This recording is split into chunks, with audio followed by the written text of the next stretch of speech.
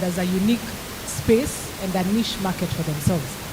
So for us, by the time we are placing these spaces, is not to compete, it is actually to complement.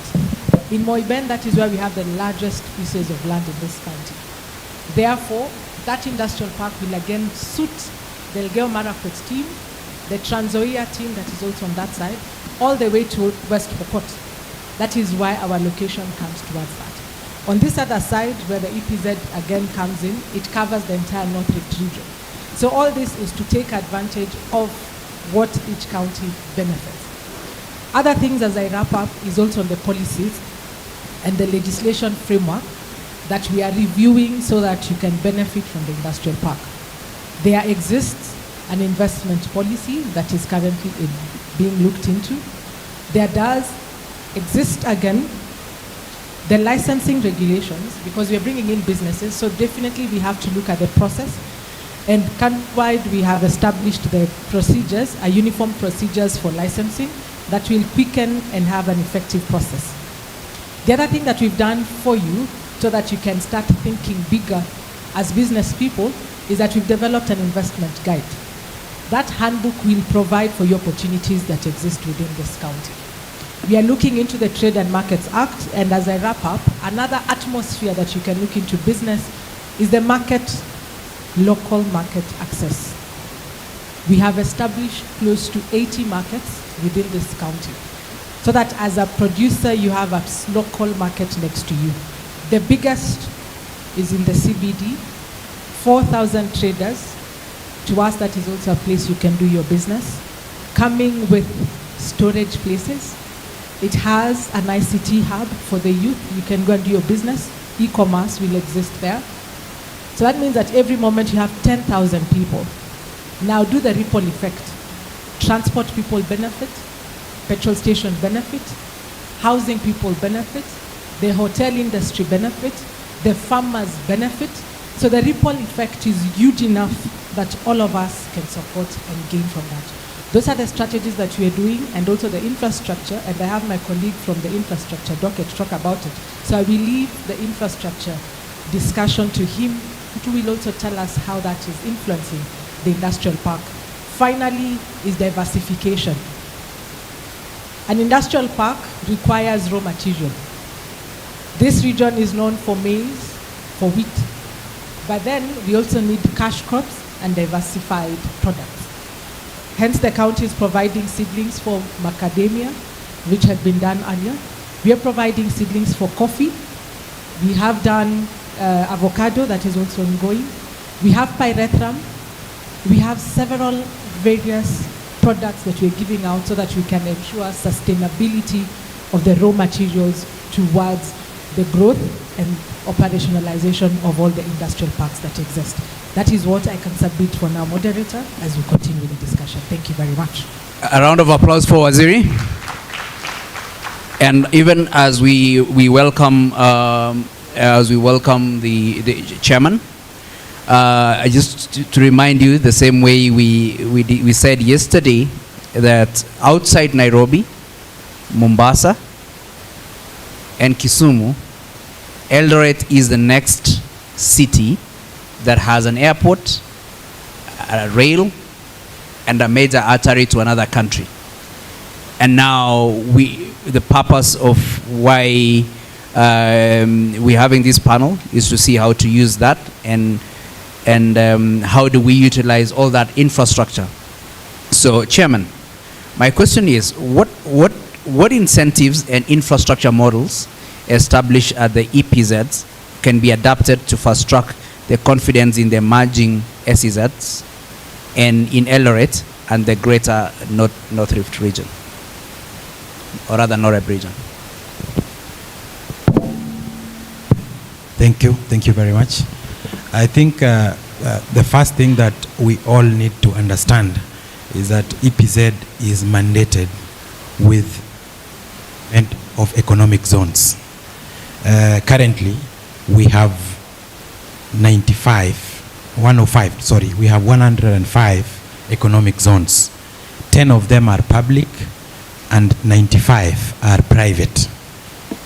I think the proliferation of the private zones was because the rate at which the government was developing public zones was slower, and there were these regions like, for example, in the North Rift, Nyanza, and other sectors, other areas of the country that people were interested in investing under the EPZ program, but the zones were not available. So I'm happy to report that under the current administration, one of the priorities that they gave to make sure that we achieve this industrialization process was the establishment of 5 additional EPZ zones. So over the last 2 years, the government has set up 5 economic zones. So we have one in Kirinyaga, we have another one in Murang'a, we have one in Nakuru that has not yet started because it was rocked with some land disputes. We also have one in Eldoret, and we have another one in Busia. What the government has also gone ahead to do is that it has invested money. In each of these 4 economic zones, we have put up sheds. These are industrial sheds, each of approximately 12,000 square meters. So on top of these sheds, we've also put up other facilities. We have planned we have planned all the zones. We have done tarmac. We are providing power, and my colleague here representing Kenya Power will tell you the plans that they have for EPZ in Eldoret. We are also providing sewer, and we are providing water. So what happens with these economic zones is that we are trying, like Waziri Martha said, we are trying to concentrate all these industries within one place so that we can take advantage of the economies of scale. One of the highlights of these industrial parks is Kitengela. Kitengela came up as a result of Athi River EPZ. So with the coming in of EPZ in Eldoret, we are looking forward to an exponential expansion of Eldoret town. There will be a drastic expansion of Eldoret town in many respects. So what EPZ is doing is that we have put all these infrastructures in place. We are also creating ease of business by making sure all the government agencies that are supposed to give any kind of license will be situated within EPZ, so that as an investor, you will not need to move from one office to the other. Once you get to EPZ, you will encounter all the officers from NEMA, you will get officers from Kenya Revenue Authority, you will get officers from the county government when it comes to the approval of any structures that you want to adjust or improve. And over and above all these interventions, it is worth noting that Eldoret, for example, stands out because it is at the center of the agricultural hub in this area. So one of the things that we intend to do as EPZ is to deepen and widen the backward linkages to our farmers. So we are going to set up an office at EPZ that is going to give an advisory, and we work very closely with the county government because, as you all are aware, agriculture has been devolved, and for it to be effectively developed, we need to work with the county government. So all these interventions have been put in place. All we are asking our people is that, number one, information is power, and you need to know where to get that information. And as far as EPZ is concerned, we will have our offices here. We have the website, but we will make it easy for you by having our officers stationed here. Maybe the other thing that I need to mention, because I realize that the crowd here is youthful, is that we have not left behind the youth in our program. What we have done is that some of these industrial parks are huge. At the EPZ in Eldoret, we have put up one shed which we are looking at prioritizing for the small, medium enterprises, because we are thinking the youth will be there. So what we are going to do at EPZ is that, number one, we will have one shed that is smaller. We will also have arrangements where it can be shared amongst many investors. It doesn't have to be one investor.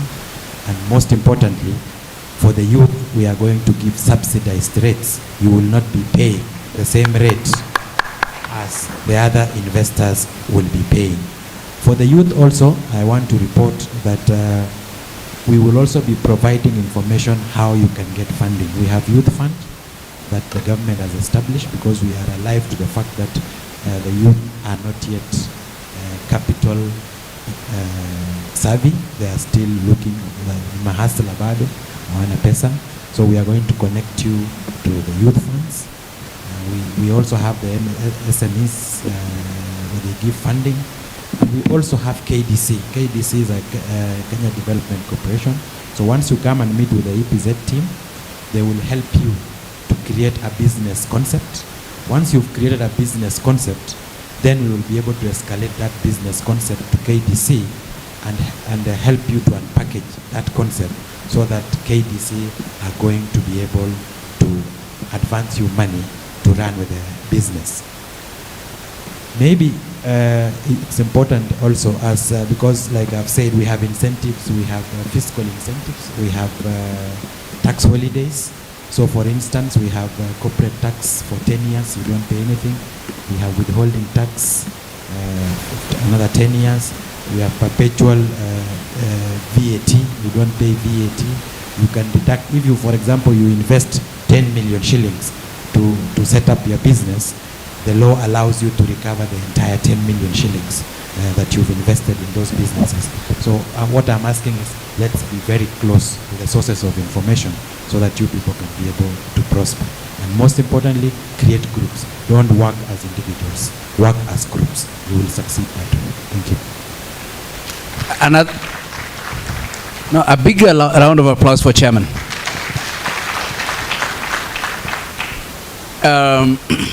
Chairman mentioned some other counties that special economic zones are being set up. It was Murang'a, Kirinyaga, Nakuru, Busia, right? How many of those are fortunate like Noreb to have the forms of transport, air, rail? It's only you people, right? So to whom much is given? Much is? Another question before we go to Waziri for roads. How many countries does Noreb border? How many, not counties, how many countries do we border as Noreb? 1, 2, 3, 4. 3, 4? Okay. Let's. I know you can easily find that out for yourself. Waziri for roads. How is the county government improving transport and logistics infrastructure to support industrial competitiveness, and what are the priority projects in the pipeline for the year 2025? Yeah, thank you. We all recognize that an efficient road transport systems is important in enabling the agenda of industrialization. Now, the county of Uasin Gishu, through the stewardship of His Excellency, has consistently invested more than 10% of the annual county budget to improve our road transport systems in the county of Uasin Gishu. And this is happening across the board. By that I mean, this is happening in the rural areas.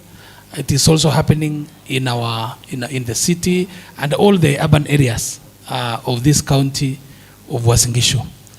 Now, Uasin Gishu is an agricultural county. Uasin Gishu is an agricultural county, and we get these raw materials for our industries from deep in our villages. The dairy products, we have the potatoes, we have our cereals, maize, wheat, we have all this produce that we do in Uasin Gishu, the sugar cane. We also have the high value crops taking root now, the coffee avocados, all those are grown deep inside our villages. Now, in the rural areas, we have programs which are ongoing by the county to improve the road network. Most of our roads in the county are still earth roads. We are still using, most of our roads are still earth roads, but as a county, we are improving them by applying good quality gravel. And we have, currently, right now, we have so many projects going on across the county, every ward, almost every ward in this county, because we need those roads in the county. We also have projects to improve drainage, because we have to drain the water so that they don't damage our roads. We also have bridges that we are constructing in various corners of this county, because we want to interconnect the county. We are connecting villages to villages, one ward to another, one sub-county to another, and even our county to the neighboring counties. We do aggregation of this agricultural produce outside there, and so this connectivity of our transport system is very important. In the urban areas, we also have projects ongoing to improve our roads. A good number are still earth roads, but you'll find that most of our roads in the city of Eldoret have been upgraded to bitumen standards. So we are maintaining those roads in a good condition, but we also have new projects that are ongoing. If you happen to come from this city, you will have seen some works ongoing in our estates, in around the Mwanso, in Shauri, in Mailine, in Kipkaren, in Langas, and there are others upcoming. As I said, the county already invests at least 10% of the entire county budget to improve our road network. But we also work with the partners and other national government road agencies in improving our roads. And so we work with Roads Authority and even the Kenya National Highways. We also work with partners and donors, the World Bank, and all the others that have come to improve our road system. Reason being is that this agenda of industrialization cannot go forward if we do not have the correct, efficient systems to transport our raw materials, to aggregate our raw materials, to make sure that they are in our industries, and also for the distribution of the finished products. So the county has many projects, has lined up many projects ongoing. In 2025, we have more than 160 individual projects to improve our road system. And as I said, in the rural areas, we are concentrating on graveling works, the drainages, the bridges. In the urban areas, we are concentrating on upgrading our roads to bitumen standards and also addressing the drainage challenges that we have. You will notice that because of climate change, our rains are now more intense, and so we have this challenge of drainage in the city and even across the county. But we are also investing as a county and through our partners, through the agencies, to make sure that we address those challenges so that we enable the agenda of industrialization. As a department also, we, as Waziri said, we support the development of infrastructure.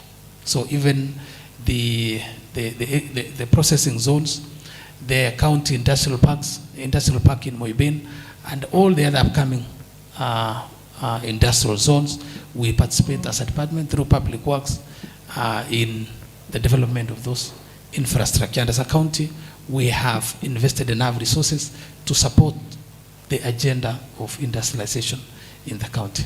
Thank you. Thank you very much. A round of applause for Waziri. And really, the work that your ministry does is the backbone of everything. And you can be sure that many developed countries are where they are because they have the right infrastructure. And many countries which are significantly smaller than us are doing much better because, you know, they have the right infrastructure. So we appreciate the work that your ministry does, But of course, we acknowledge also that there is still a lot more work that still needs to be done. As we move to the next panelist, how many of us were here yesterday?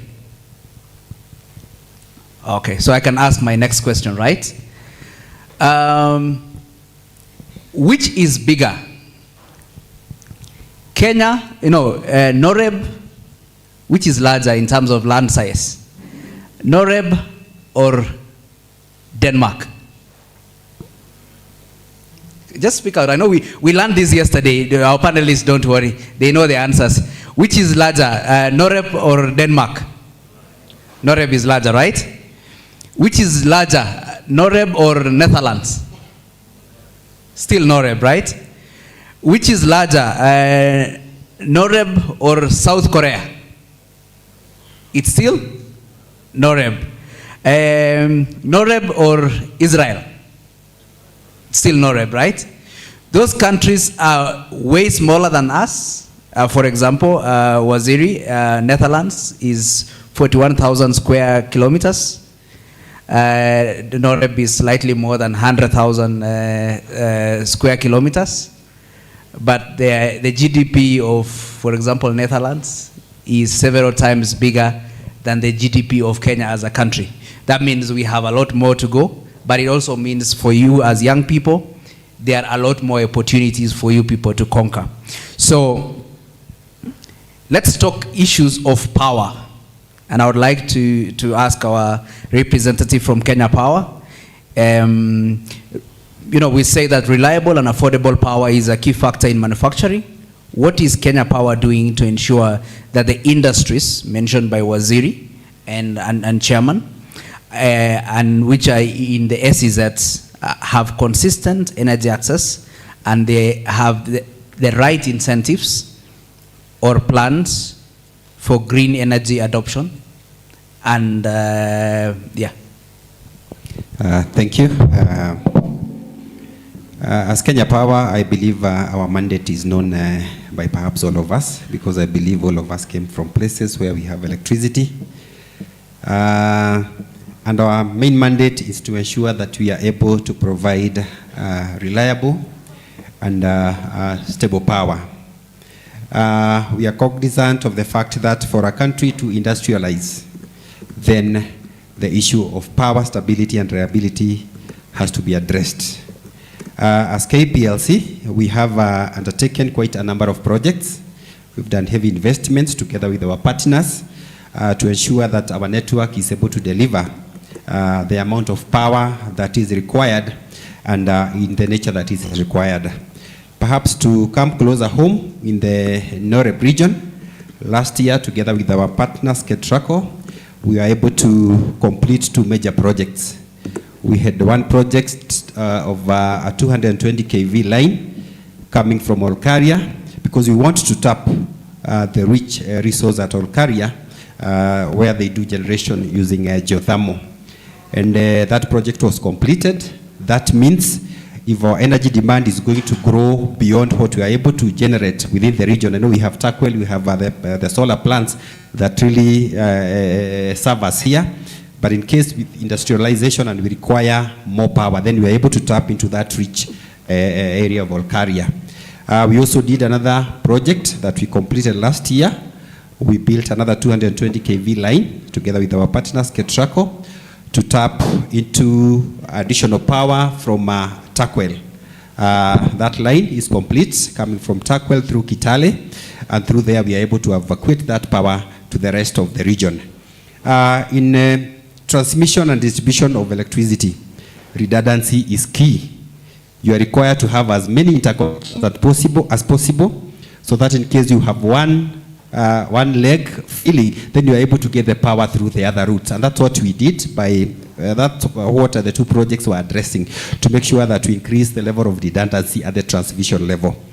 We are also building on capacity.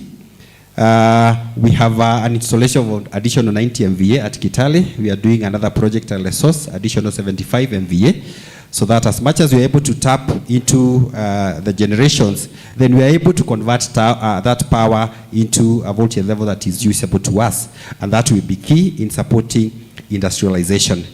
Of course, I know the issue of affordability is also key. People want to make products that are able to compete with other products from other areas. And one issue that has really been a pain point to our manufacturers is the cost of power. And that is one issue that has been addressed purposely for everyone who is going to be producing within the special economic zones. We have a special tariff that was gazetted on 24th of March 2023. This is a tariff that is going to support our industries as long as they set up shop within the special economic zones. A unit of power for that category of customer is going to be only 10 shillings per unit per kilowatt hour. And of course, if you are able to do your manufacturing during off-peak, then you enjoy a lower tariff of 7.42 shillings. And I think with that, we are going to be able to support anybody who wants to get into the industrialization. I know the county is doing a lot. We have the zone set up. And of course, our network is ready to accommodate any demands that will come over to support the industrialization of this city and the region at large. Thank you.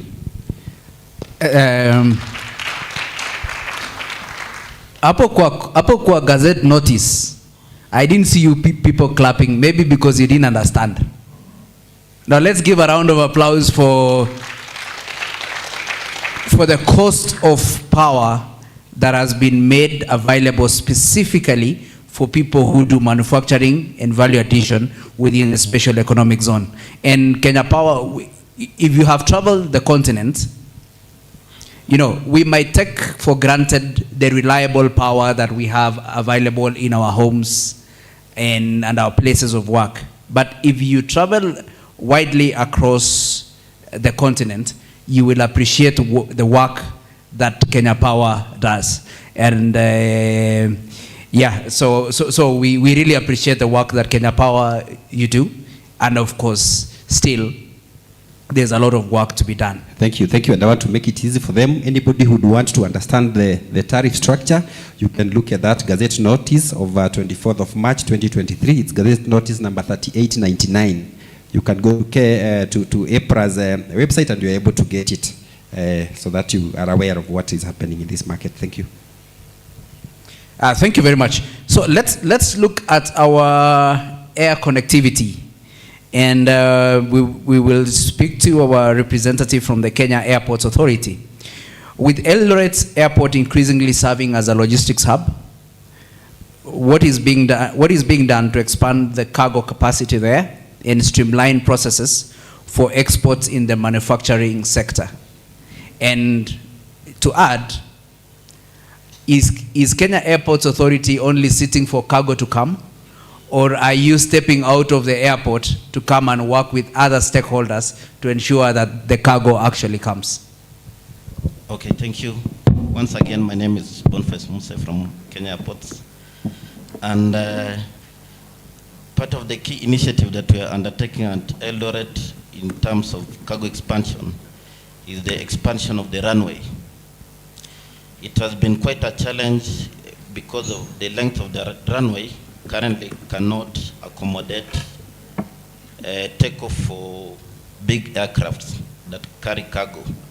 I'm sure you've seen the likes of Emirates, you've seen the likes of Ethiopian Cargo. Those are very big planes, those are 777s. When they are full of cargo at full capacity, with the current runway they can't take off. This because Eldoret Airport is located at a high altitude, making it unfavorable for heavy takeoffs. So that is not even a plan, it's in the execution stage of expanding the runway to at least 4.1 kilometers. That will be actually the same size as Jomo Kenyatta Airport in terms of the runway. The other thing, also looking at expanding the cargo apron. Apron is the place where the planes park for loading and offloading. The current capacity is very small, can only accommodate at most 2, and they even be squeezed. So we're looking at expanding to accommodate to a minimum of at least six planes for efficient loading and offloading, and also fueling. So those are some of the key initiatives. And in terms of cargo terminals, we're currently operating 2 cargo terminals at the airport, our airport here. We call them transit sheds. That's where cargo is processed. That's where once the cargo is loaded, it's unloaded, it has to pass through the shed. The same with when you are loading, it's the reverse. So we're operating 2 of them, but we've already licensed a 3rd one, and construction has already started with good capacity for cold rooms and also dry cargo. We're working closely with other stakeholders. Madam has mentioned the special economic zones. If you come to Nairobi at River, the airport really complements the EPZ, where a lot of apparel is manufactured and is transported by air majorly to the US. So we want to replicate the same here through the special economic zones, the export processing zones, so that once you produce goods for export, they can be quickly exported to the foreign markets. In terms of perishables, this region accounts for 35% of Kenya's perishable exports. And it's unfortunate that virtually all the export is tracked all the way to Jomo Kenyatta. So why can't we do it here?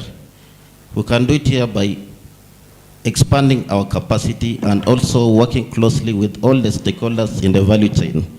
We're talking about the farmers, and when we talk about the farmers, we're not talking about the big boys. We're not talking about the Elgon. We're not talking about Equator. We're looking inside this room. It's full of youthful people. There's something called consolidation, and the county government can come in very handy in this. If you happen to travel to parts of, we do a lot of exports. Our major export origins is Nanyuki, areas of Nanyuki like Kipia, Naivasha, and now this region. If you go to Nanyuki, where we do a lot of vegetables, herbs, they do a lot of consolidation, where small people, like the smallholder farmers, they come together, they grow even an acre, half an acre, 2 acres, then they consolidate the products and ferry the same to JKA for export. So you don't have to wait to grow big like the big boys in the industry. You can start small, you do consolidation, yes, you dream big, and it's possible. The other thing that we're really looking at is trying to improve on the imports. And Eldoret has become an aviation hub for imports, especially for electronics and spare parts and general goods. So one way we're looking at promoting imports is setting up e-commerce centers. The youthful people in this room will tell you that nowadays they buy their things online. You don't have to go physical to the shop to purchase. And most of those online purchases, we get them from abroad. But then when you make an order, sometimes you see 12 days for it to be shipped, 14 days for it to be shipped, 8 days. So if we happen to establish an e-commerce center around our airport, so that those shipments can come directly to the airport, and the center is where the assortment is done and all that, it can also be a good avenue for creating employment opportunities. The other thing that we're looking at is developing a logistics center and also a humanitarian center. The airport location is very favorable in terms of interconnectivity to other the hinterland of Africa, the likes of Uganda, DRC, Rwanda. So if we can think of having a logistics hub, a humanitarian center like a United Nations humanitarian center, World Food Program center, so that it has like a redistribution center to the other regions. So it's something that we are really looking at, and we are calling upon the private sector to come in handy. The role of government is not to do business, is to facilitate and to create a conducive business environment. As we speak right now, Eldoret has become a very busy airport. Right now, if you try to book a flight to Nairobi, the only available slot you'll get is Monday at 3 p.m. So I'm challenging the business community. Why can't we get more aircraft flying Nairobi, Eldoret, Mombasa? Because actually the demand has become very, very, very high. And want to work collectively to make Eldoret an aviation hub. Cargo industry is mainly stakeholder driven. It's not about the government. It's when you talk of stakeholder, especially the business people, all the people in the value chain. So we are calling upon you, let's collaborate and make it bigger. When it comes to processes, it's the same. Care roles stops at facilitation. Issue of processes, we have to work together with other agencies. I've seen the likes of Kenya Bureau of Standards. We have to work closely with the KFIs, Kenya Revenue Authority, and the private players, so that we create a seamless process for both exports and import business. But in the meantime, we're trying our best to improve the airport, and we're also working closely through public-private partnerships because of financial challenges from the government. So thank you, that's all. A round of applause.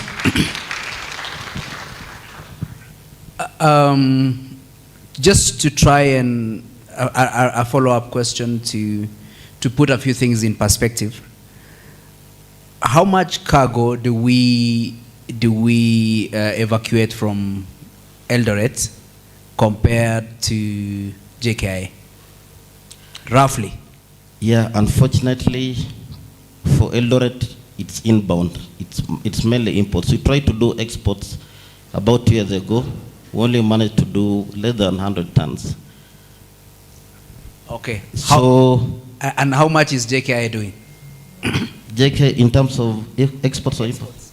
Exports yearly, we are doing about 390,000 tons.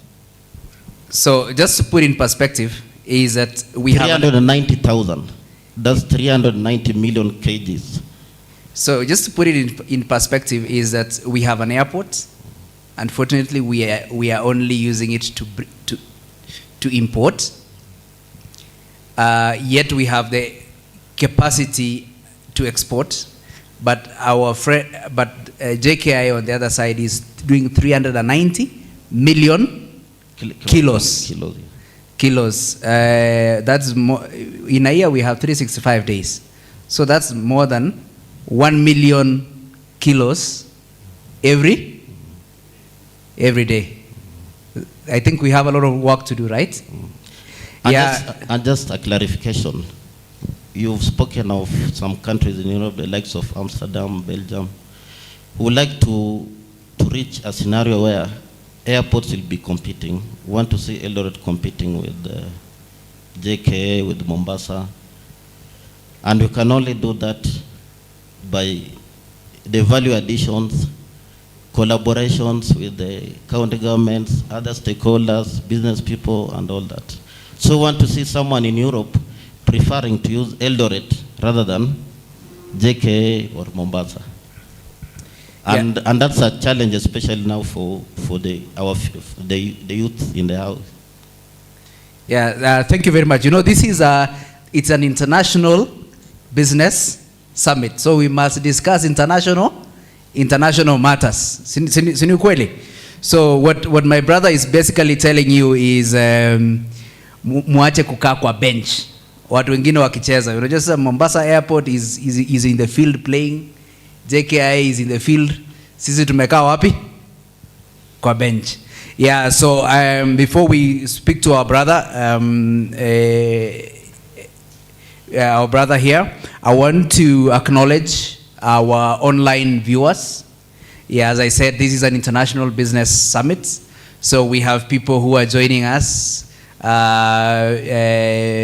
within the country and outside the country, and I want to tell them that we value that you have taken your time to follow and join us, and you can keep your comments in the different channels, the questions, your suggestions, and Kenya National Chamber of Commerce is going to follow up on those very after this session.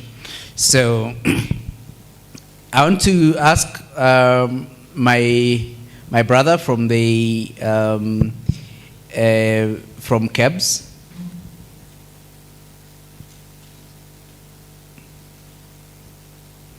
Is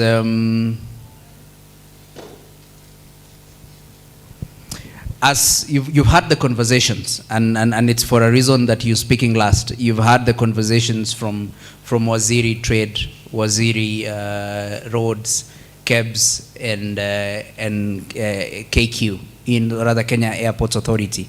So as we grow the manufacturing sector in Eldoret and the wider Noreb areas, what is KEBS doing, or what could KEBS do to support MSMEs and manufacturers in meeting international quality and certification standards, especially in the economic zones? You know, we don't want tomorrow when we start to export, we get to a situation whereby goods are rejected at the point of certification or inspection. What is KEBS doing, or what could KEBS then do? Thank you very much for that question. I believe some of us in this room already know what KEBS is mandated to do. We are a regulator, but in addition to regulating manufactured goods in the market, we also have a department for establishing standards. And we are a national standards body. We are a member of an organization called ISO, which is charged with standards internationally. And we have those standards.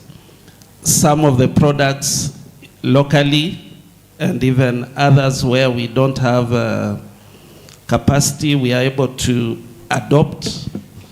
We are able to adopt those international standards and convert them into Kenya standards. I would also wish to mention about our East African community. We have harmonized standards, what we call East African standards. In fact, most standards that KEBS has given out are East African standards, because we are looking at the region as one region, one economic region. So the number of Kenya standards now has really gone down. Most of the standards are East African standards. So I would want also to mention something about capacity building and incubation and support for our industries, existing industries, and also the potential ones. Now that we have special economic zones here, we also have other things the government is rolling out. We do business incubation to some extent, and through KEBS, we've also expanded our testing facilities. We now have laboratories here. So for those people who may want to do value addition, to do finished products, we will be able to support them by doing tests here, so that the turnaround time for issuing those kind of compliance certificates will be done in a more quicker manner. Then the other issue, we have standards. You have talked about quality standards. We do training. We do for the people who would really want to do exports. We have ISO standards. Some markets externally require you to be certified. So KEBS is also a certification body for international system, what we call system standards. So like for example, let me give an example like the tea industry. Some of the tea exporters, we've given them certification, especially in a standard food safety standard called ISO 25000. It's a food management standard. So there are many things we are able to do. And now that we are near here, the airport is near here, we are more than ready to support upcoming industries, as I mentioned. And also, I know now that we have also a youthful population around, I would want to mention the importance of manufacturing. One of the reasons why the government has really put emphasis in that field is because of the forward and backward linkages that manufacturing produces. We would wish, even as an institution, to see more people daring to do value addition. And within our scope, we have different categories. We are able to categorize the small industries, medium, and large. We have those three, and we are able to support you at that level so that we manage the costs of doing business around. And I would say there are very many interdependencies. We have our colleagues here who have mentioned the kind of role they do. We also have financing options, private sector. We have a department within our ministry called Kenya Industrial Estates. So there is a lot of support within that ecosystem. So I would not wish to mention a lot. Feel free to visit our offices opposite Ardhi House. Feel free to visit our website. You will be able to get more information so that we are able to push this journey and make it successful. Thank you. Thank you very much. A round of applause. My question, or rather the challenge that I see is in terms of certifications. You've mentioned the standards. Could we then, is there a pathway for many of our processors to be ISO certified, especially in the food sector? Could we even begin to see some of the cooperatives that aggregate agricultural products getting ISO certified? Because that, if we get them ISO certified, it reduces the path to us meeting qualifications. Is there a pathway? Yes. Okay. Yeah, there is a pathway. They just need to get in touch with us. There'll be an initial inspection, and we'll be able to guide them what they need to do. And it's been done. We have farms which have already done it, and we encourage others to come on board. Thank you. Thank you. So if you are a manufacturer here, or you're adding value addition, and you want to be ISO certified, don't leave this venue before you pick his contact. And if you know someone who is not here, you can pick the contact on their behalf, right? Yeah, so before we take the closing remarks from our esteemed panelists, just also to put things in perspective, as we have been doing it in this session, is that I want a guesstimate. How much of the world's arable land is in Africa? 5%, 20%, 50%, 60%, 90%. How much of the world's arable land is in Africa? 65? It's correct. 60. How many percent? 65? Like the world's arable land, 65% of it is in Africa. The follow-up question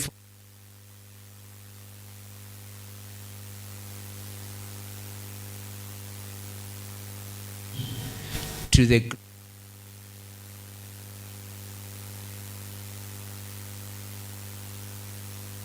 answers that you could guesstimate. 90%, 60%, 50%, 40%, 20%, 20%. That's a no. 15%. Do you think as Africa we contribute 15%? 10%? Actually, he's right.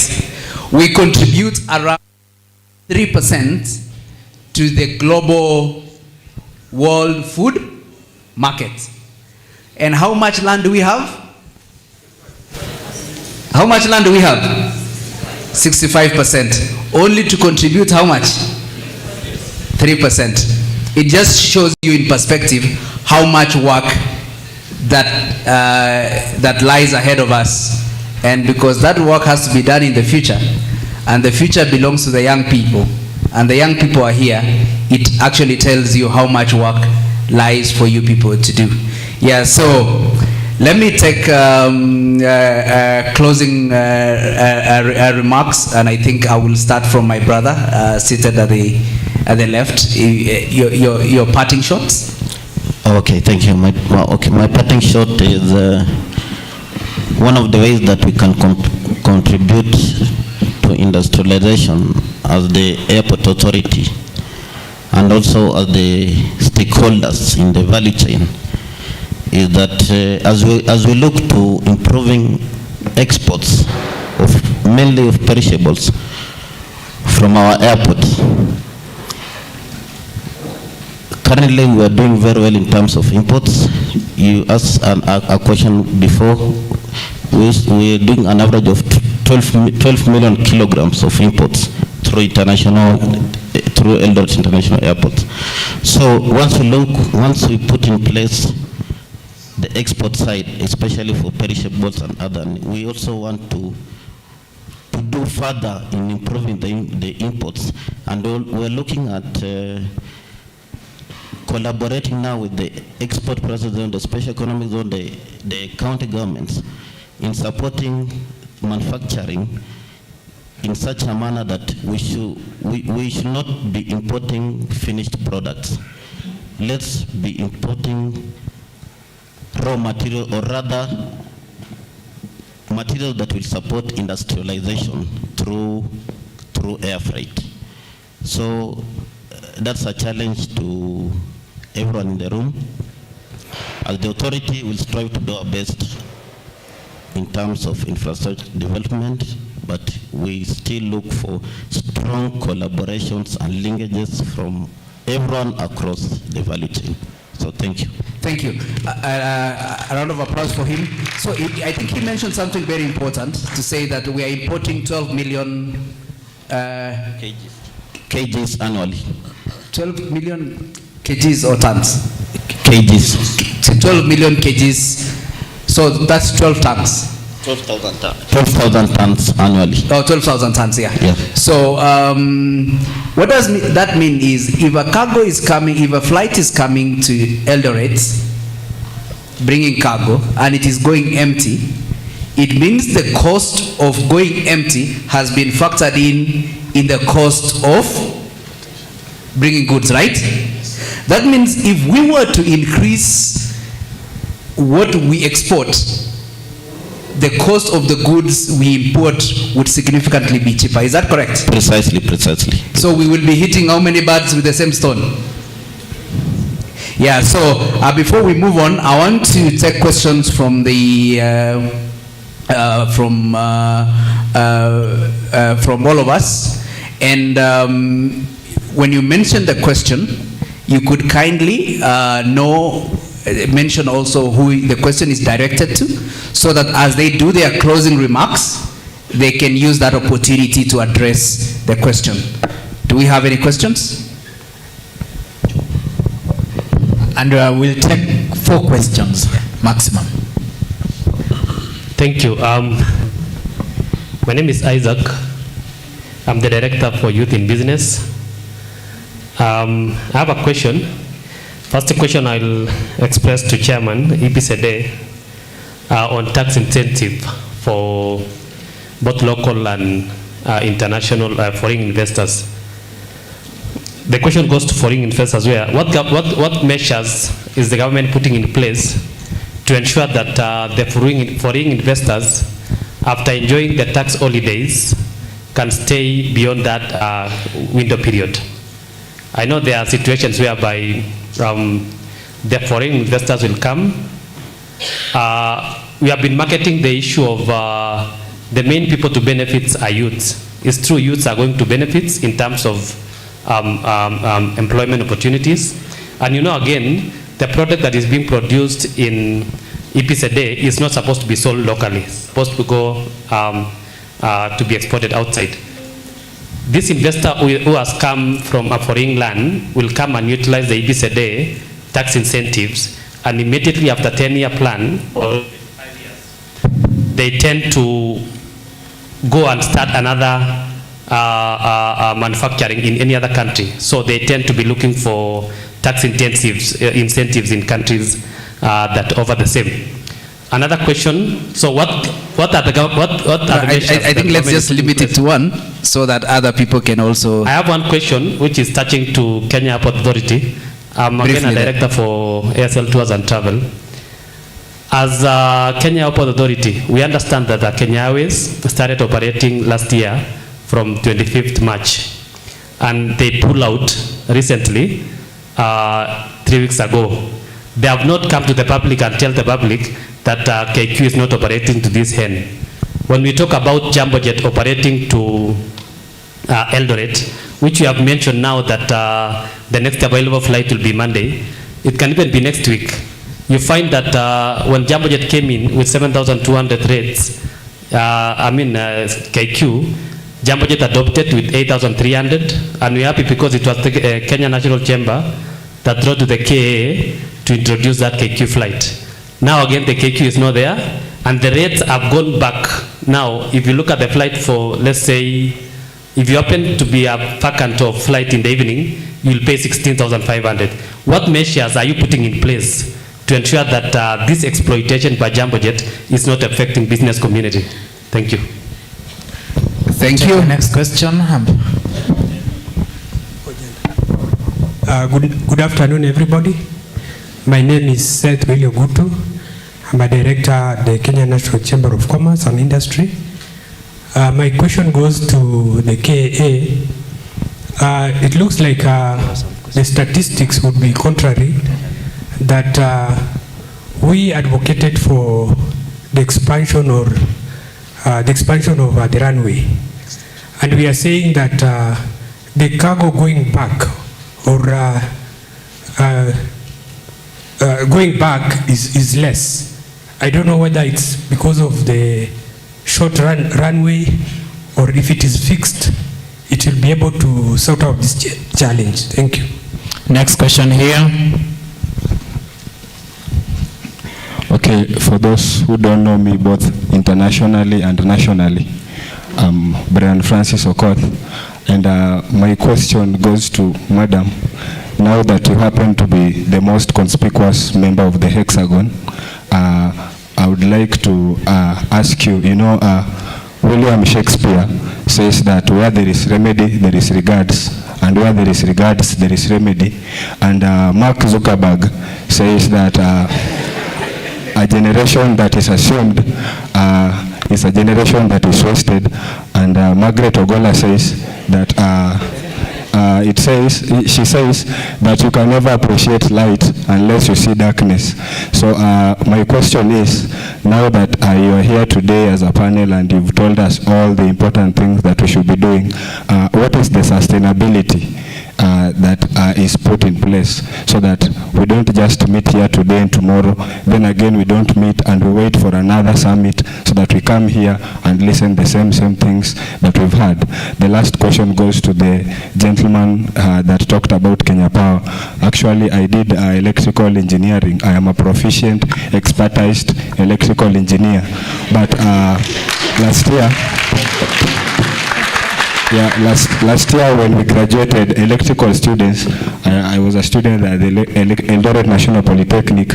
We graduated a magnanimous number. And I don't know if Kenya Power can handle that number countrywide, because so far I've walked to places, Kenya Power offices, Kisumu to be precise, where I come from, and when they look at us in a manner likely to suggest that we are psychotic, pathetic, imbecile mongols. Thank you.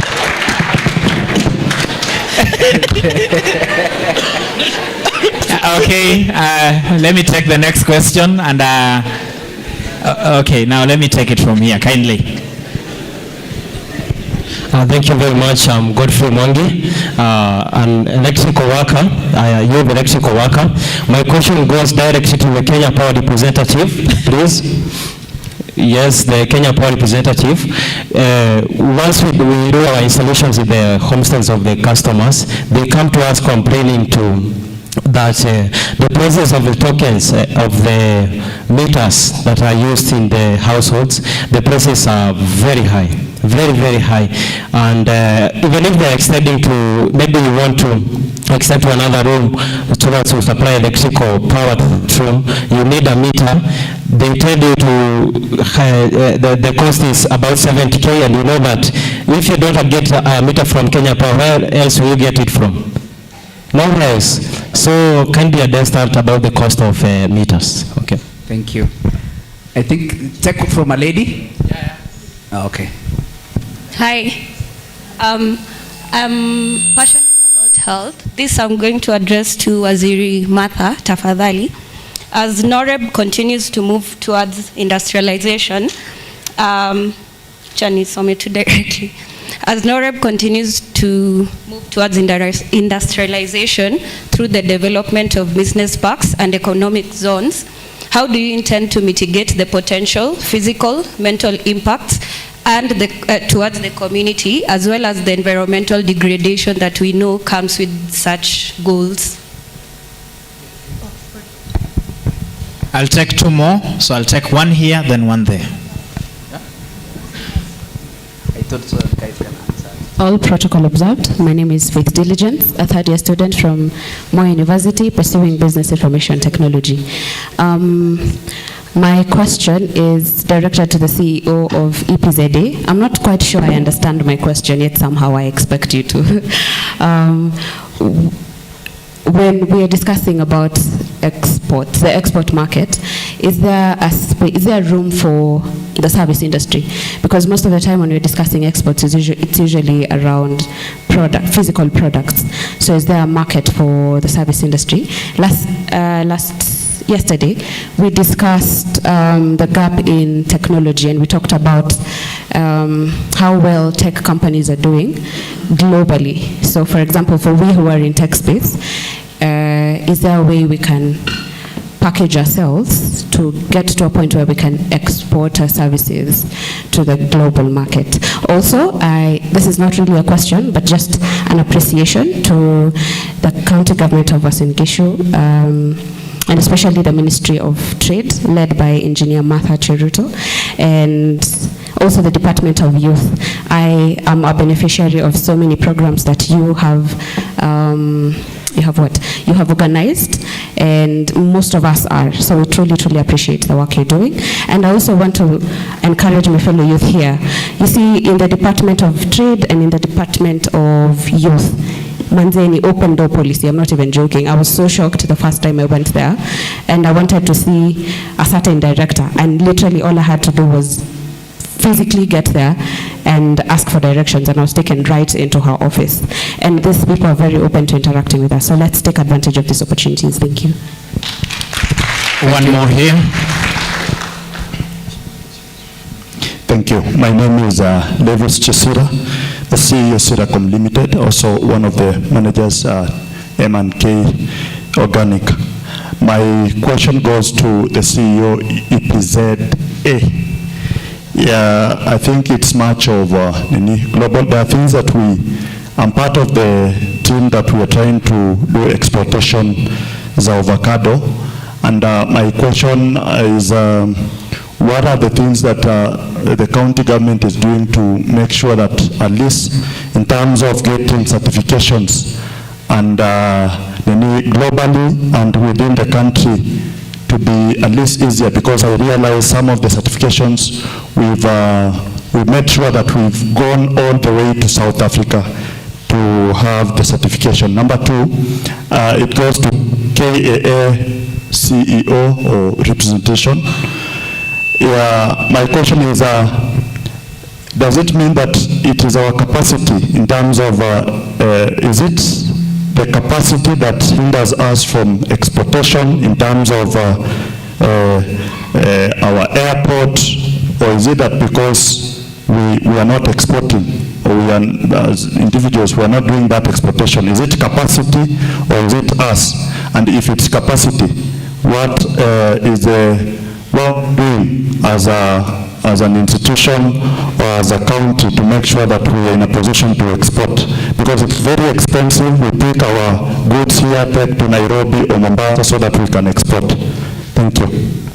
Thank you. I think I'll just pick one more question from the gentleman here. Make it very, very brief. 20 seconds. 20 seconds. Okay. My question is going to Waziri Matajirito and man of APZ. Our president told us last year when he was in Nairobi about chapo machine, chapo machine. So under the APZ as industrial bank, what plan do you have to run that machine in the APZ to ensure that we have job opportunities to our youth in our county and food supply in our county? So that's my question too. Is it good morning or good afternoon? Is that the reason why the question has been answered, because we are running late for, yeah? Is that the inspiration to that question? Yeah, so I think we will start with our brother from KAA. Briefly answer as you made your closing remarks. Yeah. Okay, thank you. I'll start with the gentleman's question about jumbo jet charging exorbitant rates. Unfortunately, I understand KQ had capacity constraints, that's it pulled out. Most local routes have been affected, Mombasa, Kisumu, and Eldoret. In terms of prices, we don't have control over prices, because as much as I know, our airport charges have remained the same. So I cannot speak on behalf of Jambojet or any other airline.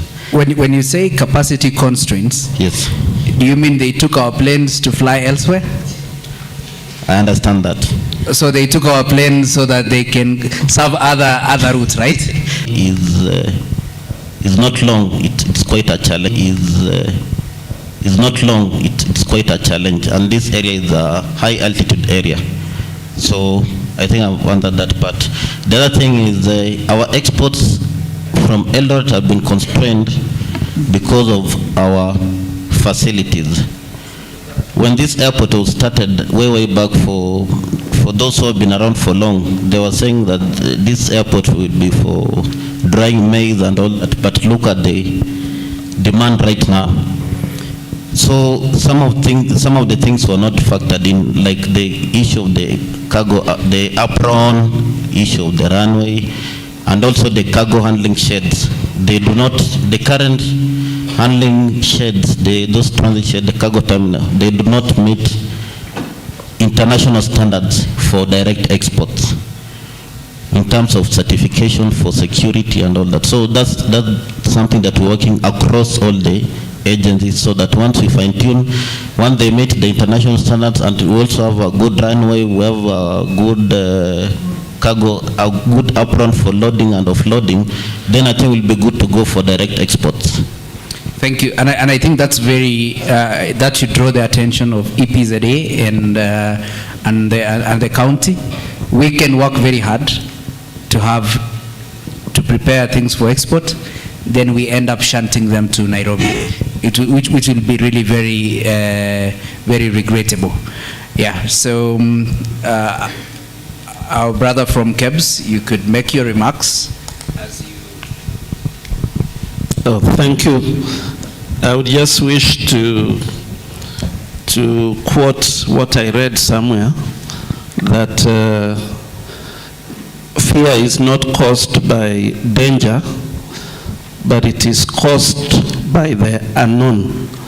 I know in this space of regulators, sometimes our potential investors or clients fear to talk to regulators like KEBS. So I would wish to disabuse that notion. A regulator is there to not only to level the playing field, but to also support. We have very many departments within our body. We are a national standards body. We do stakeholder engagement, we do trainings, and so on. So in this day and age, I would also wish to encourage, we've talked about finished products today. We want our people from this region, Noreb, to do more value addition, not just to trade with the finished products, so that we are able to increase our GDP and benefit our youth. I would also wish to mention a question that His Excellency the Governor, who visited our stand yesterday, he posed a question to us. He said, what are we doing about traders who are bringing in goods from within the region, and they label them as made in Kenya, and they sell these goods here. So I would wish to also say, to encourage our traders, there are protocols to follow when you want to trade within the region. The East African community has very many agreements. For raw materials, we have simplified clearance processes by KEBS, by KRA. You don't need to fear. You need to just bring them in. And we have the Chamber of Commerce here. I think they issue what is called certificates of origin. So those are the documents you need to bring in raw materials or finished products which you would want to trade within this region. So just approach all these people so that even as you are transporting your goods, you have the necessary documents, you are not disturbed on the way because you have followed the right procedure. Otherwise, I would just wish to thank the Chamber of Commerce for putting this together with other sponsors and inviting us. We are also partners. And I would, somebody asked what will happen after this. It is the knowledge that we gain that we need to go and implement, so that the next time we have such a summit, we'll also be sharing any other newer challenges or success stories. Thank you very much. Thank you very much. I think our brother from Kenya Power, I think there was a properly phrased question for you to answer.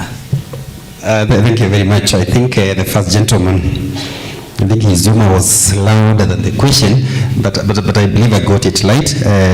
Based on employment, and I believe the issue of unemployment is a big challenge world over.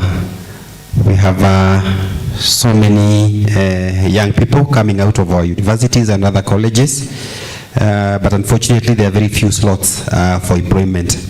As KPLC, I believe our main mandate is to create an enabling environment for people to be able to set up their own businesses, to set up their own manufacturing plants, and to be able to develop themselves. We might not be able to offer employment to you because of reasons known to all of us. Those slots are not there, but we can create that environment. If we can give you electricity that is stable and reliable, and at a cost-effective rate, then that might be able to encourage you to start a small thing at whatever level and be able to grow. Again, we are talking about industrialization. The county is setting up special economic zones, and I believe there are incentives for the young people to go there and be able to set up their small industry and be able to earn a living. But of course, I'm very optimistic. But when time comes, perhaps you'll be able to secure unemployment if that is your wish.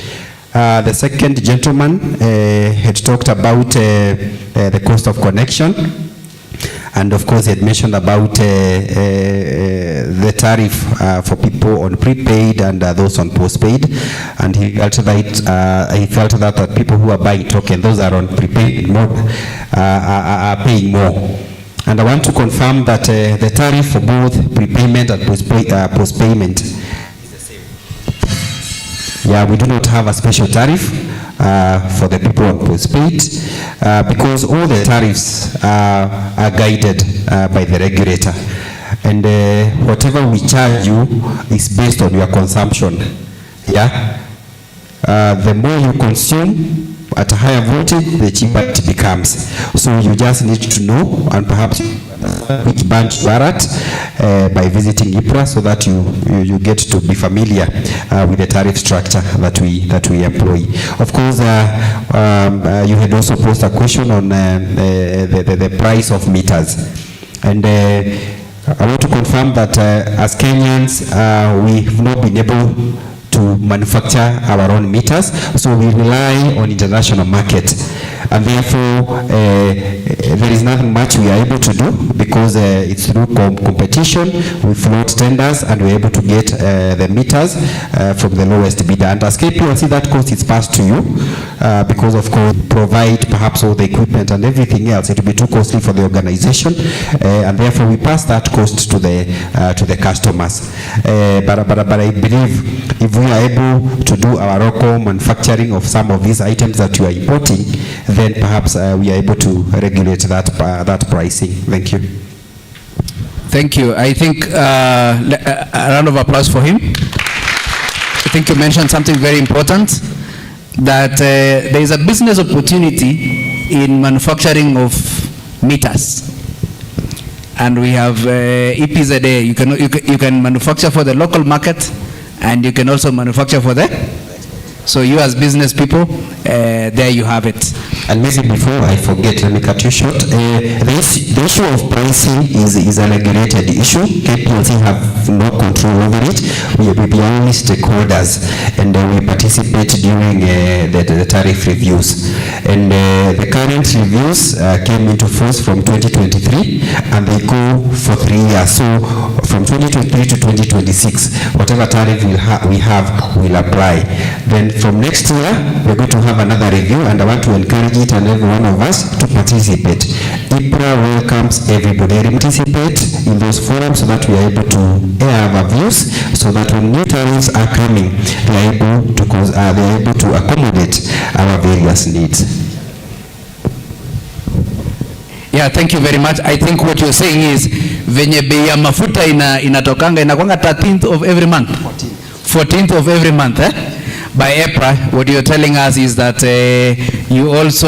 For power tariffs, it's after every 3 years. So for power tariffs... But the good thing, there is public participation, unlike the other one where we just wait on our TVs to know the prices. Here there is public participation. So let us seize that opportunity and to be able to give our ideas. Okay. Thank you. Yeah, so I think let me request our Waziri for roads to speak on any issue that has come up, as you also give us your closing remarks. Yeah, thank you. I know we all know how important our roads are. Yeah. And each one of us has used a road to be able to reach this place. And as you can see, everyone is very smart in this room. It means that the county, and there's no question, there's no concern raised about it. It means we are doing a good job, and we deserve a clap for that.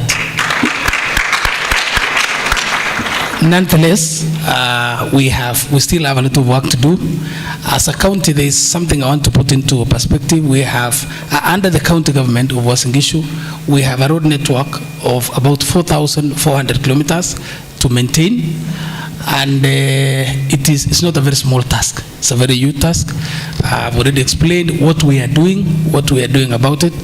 But in the long term, the county of Uasin Gishu is currently setting up an asphalt concrete plant. The dream is that we would want all our roads to be upgraded to tarmac.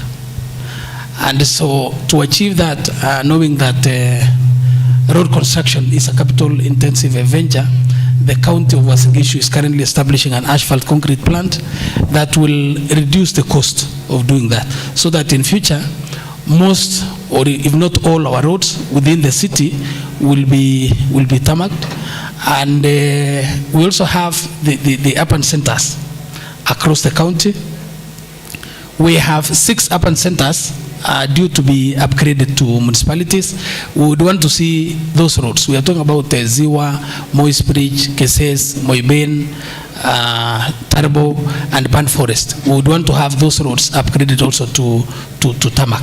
And the only way we'll achieve that is by establishing our own plant, so that we're able to tarmac those roads at a lower cost. So the county is doing something. The county is doing something.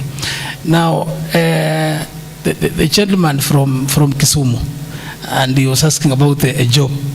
I'm also an electrical engineer, and before I came to the county to do roads, I was working for Kenya Power. And first I worked as an employee of Kenya Power, and then as a contractor for Kenya Power. So when I left Kenya Power, I left Kenya Power around 2021, where I was a contractor maintaining. This network of Kenya Power is so big that they have given some of that work of maintaining their lines to the private sector. So I left a job at Kenya Power of maintaining lines. So if Kenya Power cannot employ you, you can take up mine that I left of maintaining the lines for Kenya Power. They also give work for establishment or construction of new power lines. So there is hope for our youth. But you shared very good statistics about the food that we produce as Africa, and you say that we produce about only 3% of what is consumed by the world thereabout. And I know a lot of our youth are unemployed. The county is now investing very heavily in high-value crops, such as avocado and coffee. And there is a lot of work, both at the production in the farms and also along the value chain in the middle. I don't know what we are going to do, especially by the business people, the established business people, so that they can create space for our young people in the production and in that value chain as we feed the world. The county is investing heavily now in high-value crops, particularly coffee and avocado. And to me, it is a very huge opportunity for employment for our youth.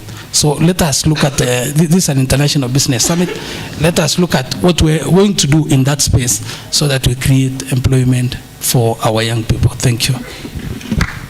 A round of applause for Waziri. And I am reliably informed that the Chamber President will be joining us in not too far. So we still have like 10 more minutes. So maybe anyone who had a burning question, we may take 2 more questions. So, but before we take the questions, just to react to what Waziri said, is that I think one of the reasons why we only produce, or rather produce 3% of what the world eats, is because of poor infrastructure and therefore high post-harvest losses. So yes, we could cultivate, but it never reaches the market. But credit to the Uasin Gishu County government. Most of the roads, whether it is earth road, they are motorable, and your product will reach the market. And I'll say this because I didn't say it. I'll say because I didn't say it. I read somewhere. Someone said that if you want to know the boundaries of Uasin Gishu as a county, you don't have to work too hard. You don't have to carry some atlas or anything. Just where the road leads to one of the neighboring counties, I will not say which one, it will move from good from Uasin Gishu side. As soon as it turns bad as you move somewhere else, just know that that is there. I'm not the one who said that. Someone else did what? Someone else did say that. So, you take your flowers and your accolades, Waziri, for the good work that you are leading the Noreb counties in terms of infrastructure. So, let's take 2 more questions. And then, yeah? Oh, you want to respond first? Okay. Oh, you have a mic? Yeah. I felt we better respond first. Ama namna gani? Thank you. So there are questions that came through, and first, can we celebrate ourselves? Let us just clap for ourselves. Thank you. To echo the lady who appreciated the work of the county government through the Departments of Trade and Youth, is also to appreciate all of you, because this is another forum that we have worked together with KNCCI to provide a platform for us to learn from each other, network, and at the same time make a difference in our lives, also all the way to creating wealth for ourselves. I will start with a second question from the lady on matters: what are we doing to mitigate the potential physical, mental impacts on the community, as well as environmental degradation? Now, as we all look at it, and this is how I will respond this question, I want us to look at the value chain of industrialization. All the way, let's start from the farm. That's where we get our raw materials from. How do we mitigate the conversation of environmental and all these conversations? Number one is by ensuring that we have the right seeds. We are plowing in the right way. And how the county is supporting that is through provision of extension services. For those who have livestock, we also have the AI services and the breeding services by the county. Therefore, we ensure we have people at the farm level to support and ensure that it is done in the correct way. On the same note, even in agriculture, we are promoting climate smart agriculture because of the climate change discussions that we have in this world. So you want to ensure that this farmer, as they produce the raw material and the product, they are in line with what we require. That means the standards expected are met, the quality expected is met, and then also training. You ensure that the farmer is aware of what is expected of them. If you want to export to the external market, then what are the requirements? Then we work backwards. So that is where you also find we have working collaborations with the different agencies. That is where KEBS, we work with KEPROBA, that is the Kenya Export Promotion and Branding Agency. We work closely with the EPZA, we work with the SCZA, we work with KenInvest, we work with KIRDI, all government agencies, because we are all one as government, and even KIRDI is here, she's in the house. We work all the way with KRA, so that we all understand what is expected of us right from the farm. Now let's move to the next level. After you have produced, where next do we go to? There is matters transportation.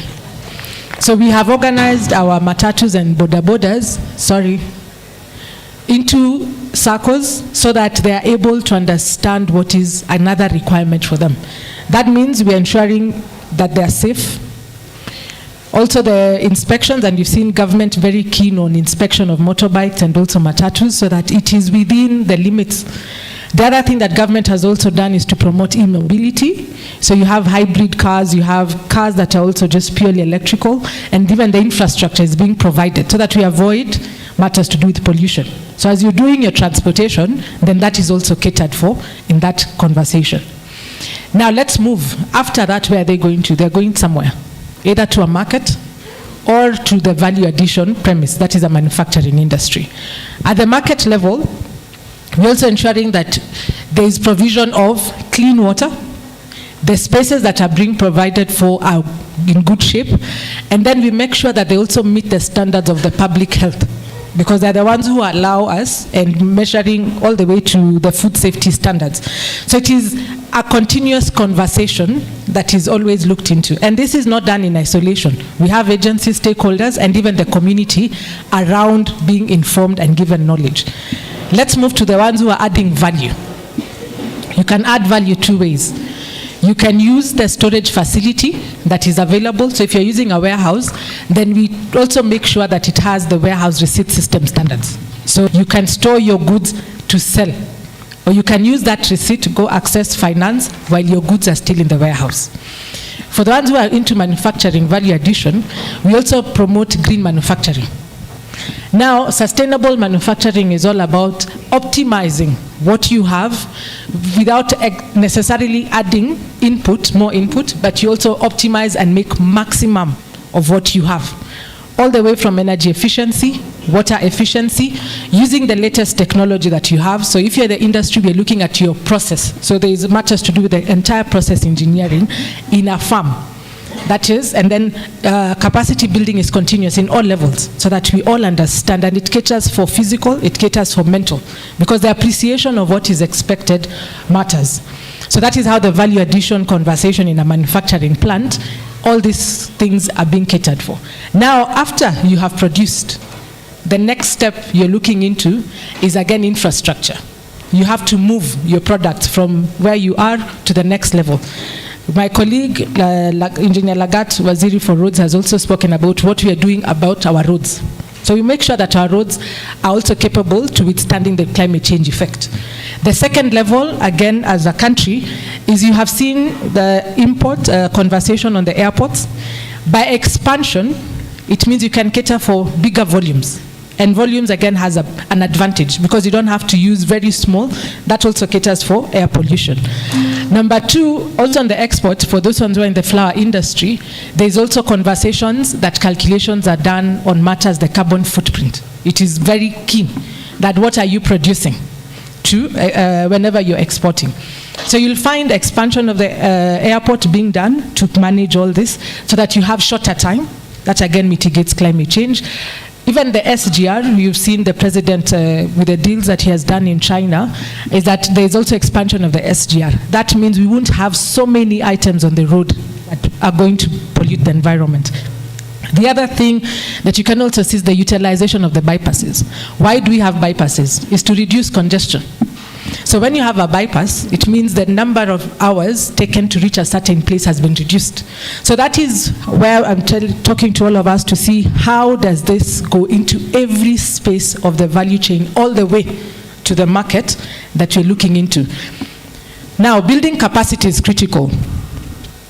We also using platforms available, one, to impart knowledge. If you want to get into the export market, you have to understand what is expected. The government has signed several trade agreements with several countries. Yesterday, for those who are here, you saw the opportunities in the Arab market, and even the opportunities that exist in the European, the African market, and even the American market, ideally everywhere. So those trade agreements are there. Now in Africa, I want us to look into this composition. Africa, we have the Africa Free Continental Free Trade Area or Agreement for all of us. It is a single market. So you can access a market of 1.4 billion people. Talking of trillions value in this continent.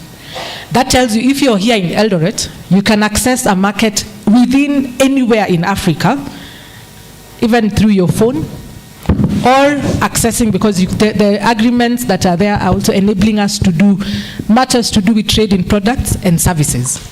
Now, what is the opportunity for you as a youth? And then I will respond to the second question by Brian Francis Tuko. Are we there? I'm coming to your question secondly. Now I want us to take this opportunity as I respond to him. Look at it this way. If you're to just do a shoe to a market of 1.4 billion, will you want anything else? Again, another discussion. Return it home. We have a market of 1 million within Uasin Gishu. If you're to make crisps, because majority of us have farms, you have a market of 1 million. If you expand it to the Noreb, you have a market of 8 million. Expand it further to the East African community, that's a huge market trade. The route all the way, as you move upwards, you can proceed to Uganda, Rwanda, Burundi, DRC, South Sudan, Ethiopia. You have all that market to yourself. So access to market doesn't become an issue because that happens. And that's why the necessity of capacity building. And with every youth, anytime you have such forums, please avail yourself. The only cost to you is your travel. Impact that you have is a lot because that is knowledge given to you on a free platform. Continuation of the same, and that response to Walter Brian Francis. As His Excellency the Governor, Dr. Jonathan B. says, because I've noticed you have every person that says something. Excellency the Governor is very keen on creation of jobs. That is why the county has been very strategic in establishing economic zones for us to take advantage of. Either private, either public, and also creation of industrial places whereby you can come and set up. When you create a job, it means sustainability exists. As the chairman EPZD talked about the numbers in Kitengela, I believe in Uasin Gishu, even if you just create 5,000 in one space, that ripple effect is huge. Usually we do a factor of 5. So you can see just 25,000 on minimum will be benefiting directly and indirectly. Now do that conversion, what it means to all of us. So that's one, how we sustain. Sorry. Number 2, supply of water. This is a county whereby we are one of the few counties that you can drink water direct from the tap. Not many places have that privilege. Another thing is also availability of water. This is one of the few counties that. So what we are ensuring is that we are desilting dams and ensuring distribution of water to all places so that you can use it for irrigation and even use it for your home use. That's another way of creating sustainability. Number 3 is access to finance. After all this, I know the conversation is what next, because that usually is the question. The opportunities for you to access funds. Under the Department of Trade, and I believe you have had wherever we say mkono moja ama kidole kimoja akivunji chawa, si namna hiyo. So what do we promote is come together, form cooperative societies, form circles, and then access. There is the Enterprise Development Fund, the CDF, whereby we provide access to credit at very low interest rate. At 5% for cooperative societies, farmer cooperative societies, and then 8% for SACCOs. You can't get it anywhere. It's because that the county itself was very intentional to provide that access. Number 2 is Fanikisha Hustle program. From July going forward, there will be programs also targeting the youth and women and the business community for you to access funds to even buy small technologies that you require. So you will have access to money and that financing for you to do your business that you want to do. Same way we have partnered with various financial institutions is that we have a one-stop South Sudan. Uasin Gishu County received 2 awards in the ESC market. Let us celebrate them. And the award winner is not far. When you go to the stands, you will find one of them there presenting his team Jiko. There was also the other one for the recliner. It can tell you that is the potential we have, that we can be noticed. Some of you here we've held your space to give you how to do value addition, and you've benefited from all that. Now, because tunaenda nyumbani leo ama kesho, nataka tufanye kitu kimoja. Kila mtu ana simu, si namna hiyo? Do you all have phones? Yes. Tarehe 30th ni when? 30th April? Wednesday. Wednesday? Yes. 30th April, sindio? Yeah. Hold that thought. The other opportunity, sorry, because I will be wrapping, affordable housing, the other opportunity that government has brought in. I want you to look at it differently. There is one, you can get access to the house. Go to Boma Yangu, get your house. But there's also an opportunity for you to do supplies. You can get jobs there. So the question is, tumejituma. Najua tuliambiwa tujiinue, si ndio? Sasa pia sisi tujitume. You can get those opportunities. There is AGPO, access to government procurement opportunities. How many of you have AGPO certificates? You're the youth, 18 to 35. Wangapi kuna AGPO hapa? How many? Wow. It's not even 1%. But you know, AGPO is about the youth, 18 to 35. It's about people with disability, and it's also about women. That's a way for you to access opportunities. So today, please go check the AGPO website, see how you can get your certificate. Then you access these tenders that exist in government. Msibaki nyuma. Aya, sasa hiyo nilikuwa nawaambia masimu kwa sababu kila mtu ana simu. We have ICT, we have iHubs, we're establishing free Wi-Fi places and all that. I want us to take advantage something that will end on 30th April 2025. How many are within the bracket of 18 to 29? 18 to 29. Wangapi wali apply Nyota? Wow, look at that. It's still a low percentage.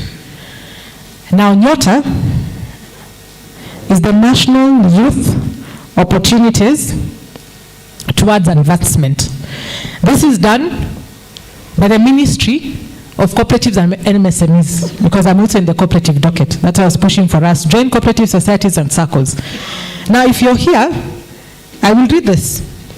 Are you a Kenyan youth aged 18 to 29 years, or a person with disability aged 18 to 35 years? Do you aspire to start or expand your business in Kenya? Does that hit somebody mahali? Imekugonga? Aya, now I want us to proceed. The National Youth Opportunities Towards Advancement Nyota project is a Government of Kenya initiative aimed at increasing employment as well as income through skilling, apprenticeship, and business support, in addition to inculcating a savings culture among the beneficiaries. This is the word: call for youth applications for Cycle 1 countrywide. Interested in business support is out. They are closing on 30th April. Sibado mnamda. I dial *254#. *254#. Kuna mtu amefanya hivyo as I hand over the time? Mmepata? Can you see something there? Mumeona nyota mahali? Siwasikii. Mumeona nyota mahali? Aya, so if you are interested to gain this way, let me give you how you're going to gain as I give you. It targets 70 youths per ward per year, business startup capital of 50,000 in grant. You will gain skills development, business development services, and mentorship support. Mbona vile gava imekam close, ndio? Sasa kazi yetu kama vijana, tafadhali tusiachwe nyuma. Hizi opportunities za vijana mzichukue, run with them. Kwa sababu kila mtu siku moja tutasema, one day I was a youth, what opportunity did I take? That is how I will close and tell you, asanteni sana. We will be there to support all of you. The Department of Trade is open. Our offices are in KVDA, 12th floor, and cooperative office, iko hapo opposite Noble. We are there and we will provide all the services that you require from us. God bless you and may you become the best of the best. Asante sana. Asante sana waziri. I know many of us tumekuwa tukiuliza nyota zetu ziko wapi. Nani alienda na nyota yangu? Sasa si waziri umwambia kila mtu pale nyota yake iko. Yeah, so Chairman, as you close for us, you can answer the questions that were directed to you quickly, and then you... I think there were about 4 questions that were directed at me. Let me start with the one of chapati. Now, from where I sit, maybe there are many dimensions to it. I don't know whether the person who asked the question was looking in terms of the production of the chapati, or the person was looking in terms of the production of the machines. So just to give a brief answer to that one is that for the person who created the machine, there are intellectual property issues there that need to be addressed with KIPI, which is in charge of issuing the trademarks and other copyright and other IP issues. So once they are able to satisfy certain thresholds, then they will be given the whatever intellectual property that they will qualify for, and then they will decide whether, in their opinion, they are able to export that product or they are going to use it locally. And depending on the decision that they make, then we would decide whether it falls within the EPZ program, which is export oriented, or whether it will fall within the local market, which then would go into our sister company, Special Economic Zone. So at this point, because I do not have the data from KIPI, I'm unable to tell you whether we can house them at EPZ or they can go to our sister company. Now, let me go to the question that we were asked about investors coming in, enjoying the tax holiday for 10 years, and then thereafter, what happens? The government has come up with certain interventions. Number one, these companies, they are required to start paying certain amount of taxes after 10 years. But also the government is alive to the fact that it is likely these companies can relocate elsewhere. So what has the government done?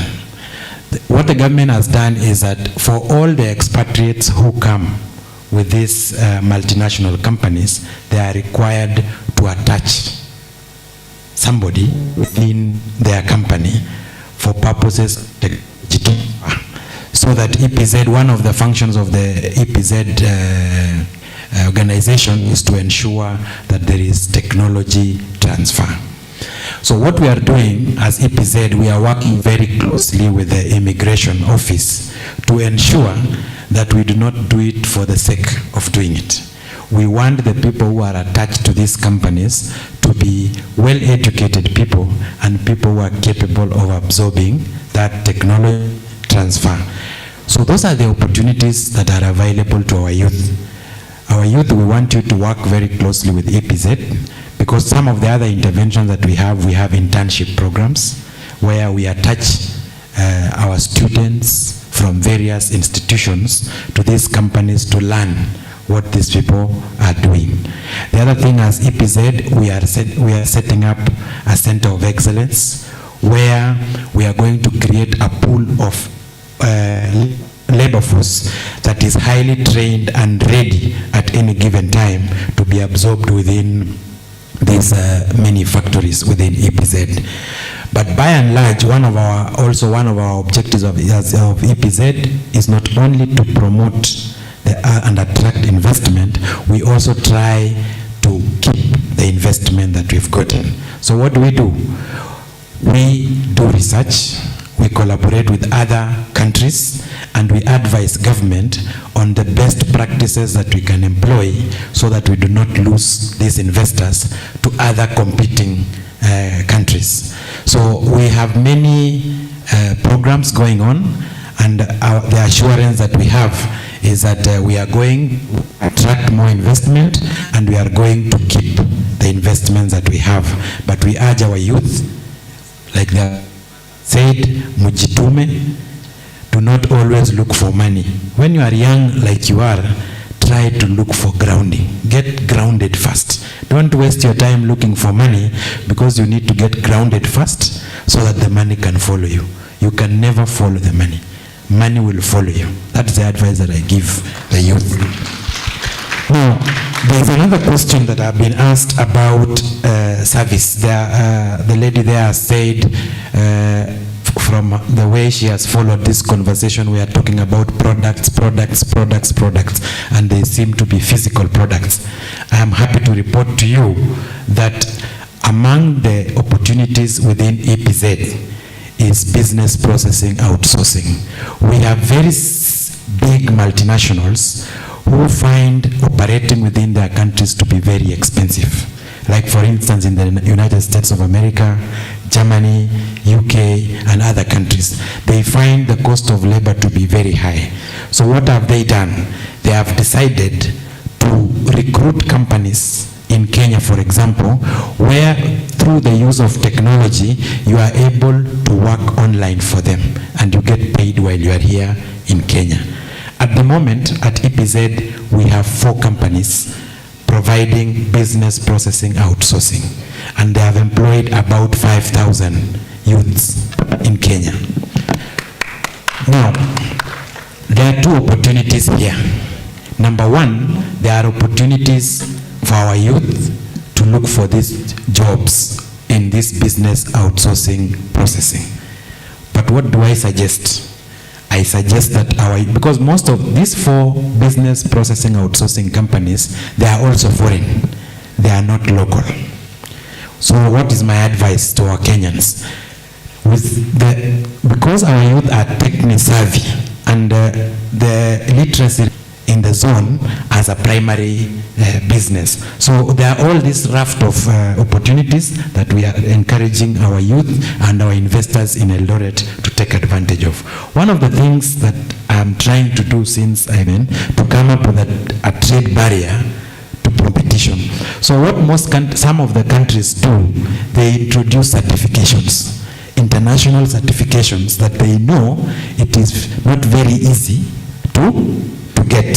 So, and this trade treaty that we have signed, it does not urge our youth and our investors is that try the best you can to ensure that you get these certifications, because some of these barriers exist within these trade treaties. Finally, let me give my final remarks in this manner. The future, and I want to use an African. Thank you. There couldn't be a better way to close. There couldn't be a better way to close this panel discussion. It's been a powerful panel. Do you agree with me? Yeah, we all have something to take home. We thank our online. Try to take their contacts so that you are able to have an easy way of communicating after this session. And like I said yesterday, we will be organizing trips to our EPZ zone in Eldoret. The transport is free. We have a bus outside here.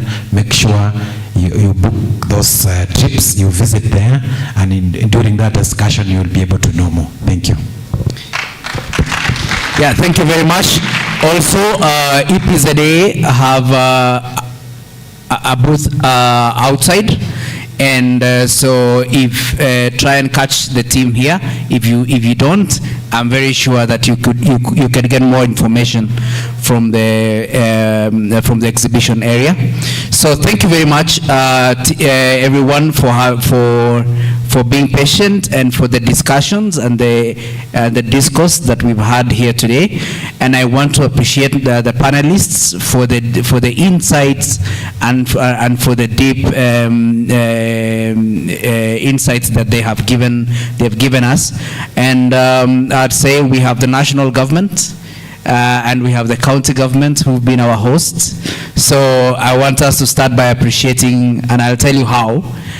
We will appreciate our hosts first, then we will appreciate the national government, and just the way we did yesterday, we will give them, we are going to factor our clubs, right? How many factorials? 5? Yeah, so I think we will start by appreciating our hosts. So let's give them 5 factorials so we can start, right? So let's go.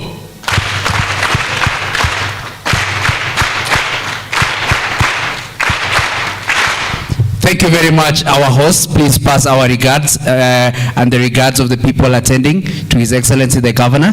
Tell him that we are looking forward to coming next year and see the achievements that we will have made in 1 year. Then we will appreciate our national government also with 5 factorial.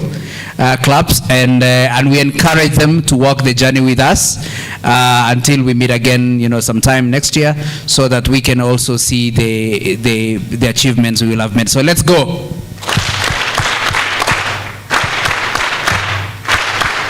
We can take a photo. We can take a photo. A group photo.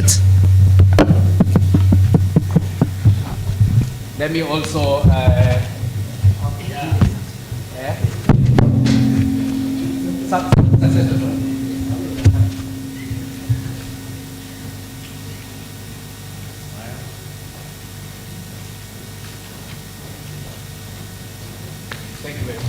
Thank you. Tuwapigeni makofi mazuri. Tuwapigeni makofi mazuri. Just to tell Madam Waziri is that since I was in tail end of this particular session, and as we come towards the tail part of it, I only have two things. I only have two things to say.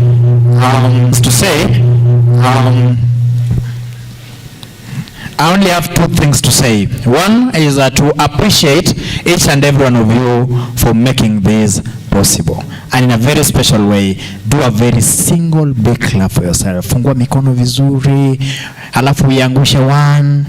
Thank you so much. Now, since after this we are going for lunch, and since everyone has been appreciated, I don't want to really go into categories and all.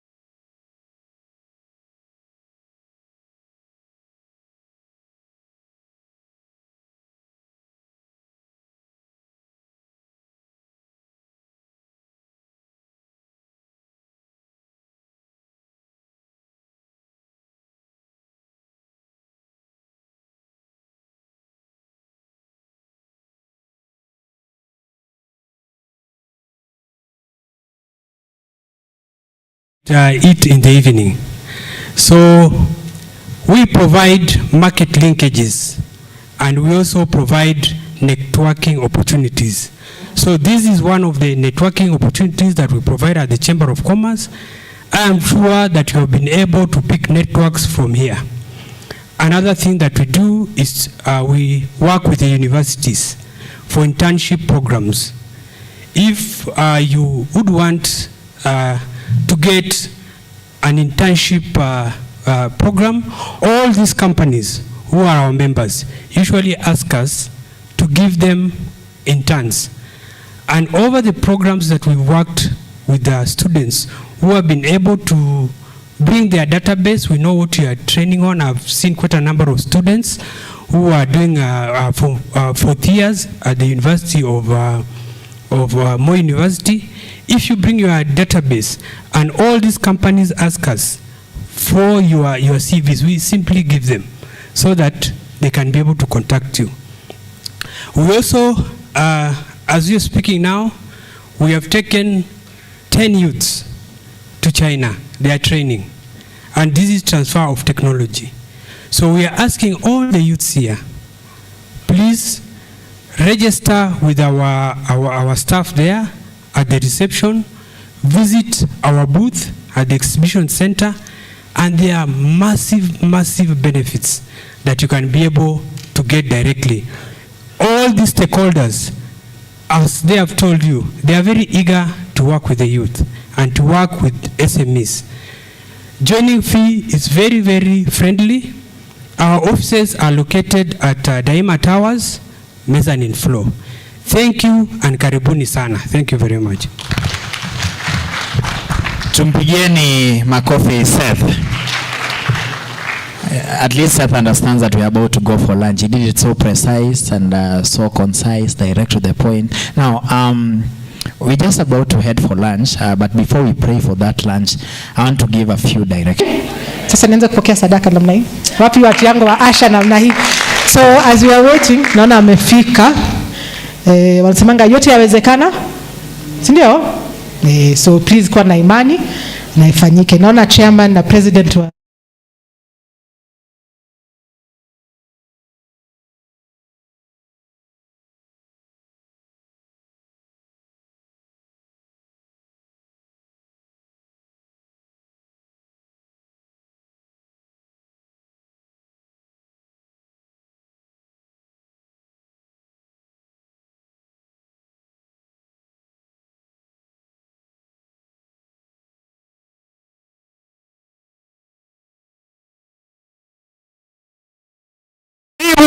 sana rais, utuzungumzie. That is the chamber president. Tumpigie za makofi mengi.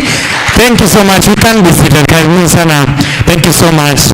Thank you so much. Asanteni sana. Asanteni sana. Asanteni sana. Na naweza kuchukua fursa hii kwanza kabisa kuwashukuru vijana wote ambao tumekuwa nao kujumuika nao kuanzia asubuhi, na sasa hivi kama tulivyoahidi amekisha kufika rais wa chemba, na ningependa tu sasa wakati ameketi chini kwa mara nyingine kama kumhakikishia kwamba wakati tumekuwa hapa tumeweza kufaidika kutokana na yale ambayo yamekuwa yakifanyika, tuweze kupiga makofi mazuri ili kumhakikishia kwamba tumeweza kufurahia yale yote ambayo yamekisha kufanywa na KNCCI. So nataka nipate 1, 2, 3. Na chamber president, wakati hauko umefika hapa, tumeweza kuchungwa na kulindwa vizuri, tumeweza kushughulikiwa, na kawaida kama vijana huwa tunasema kwamba tukikaribishwa kwenye meza mara nyingi tunakuanga waiters, lakini leo tumekaribishwa kama diners. So kwa hayo pia tuweze kupigia chemba makofi mazuri kwa kuweza kulinda masala yetu. 1, 2, 3. Na vile vile wakati tumekuwa hapa tumeweza kupata very good facilitators and very good trainers. And I believe that whatever we've done today will go a very long way in making sure that the future of the prospective entrepreneurs in this room and those who just started that journey will be very bright.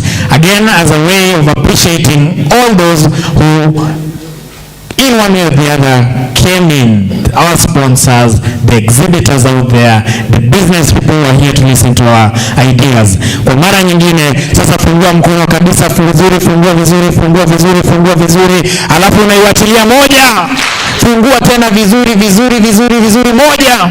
Now this is the final one. The final one belongs to you. And I understand that is in this room we have people from different cadres, careers, organizations, we have government, we have And so this one belongs to you for representing yourself, for representing the organization you receive. One final clap for yourself. Moja. Thank you so much. Now, because of time, I just want to go directly into the business of this particular afternoon, and therefore, I just want to take this opportunity to welcome the Vice Chair, who will in turn transit us to the next part of the program. Tumpigieni makofi wakati anakuja. Thank you so much, MC Kalia. Round of applause to him. Tumpigie makofi. Asante sana. The Chamber President, who is here with us, members of NGC, directors of KNCCI, CEC, Mother, in charge of trade. We have the chair of Multimedia University. We also have the DVC of Multimedia University. We have the representative of Kenya Private Schools. Yeah, we have also distinguished guests, and we also have in this gathering the youth who've undergone training for 2 days, yesterday and today, and we are grateful. I want to take this opportunity to welcome all of you to this very important session, where we have the Chamber President. He will be speaking to us shortly. We are also having a team from Moi University who are going also to present something. And lastly, which is very interesting, we will have also a representative of Kenya India Business Council who will be here shortly. And so without so much, I want to take this opportunity to welcome my boss, the chair of KNCCI, who was in Gishu chapter, to come and proceed. Can we clap for the chairman as he comes? Thank you so much.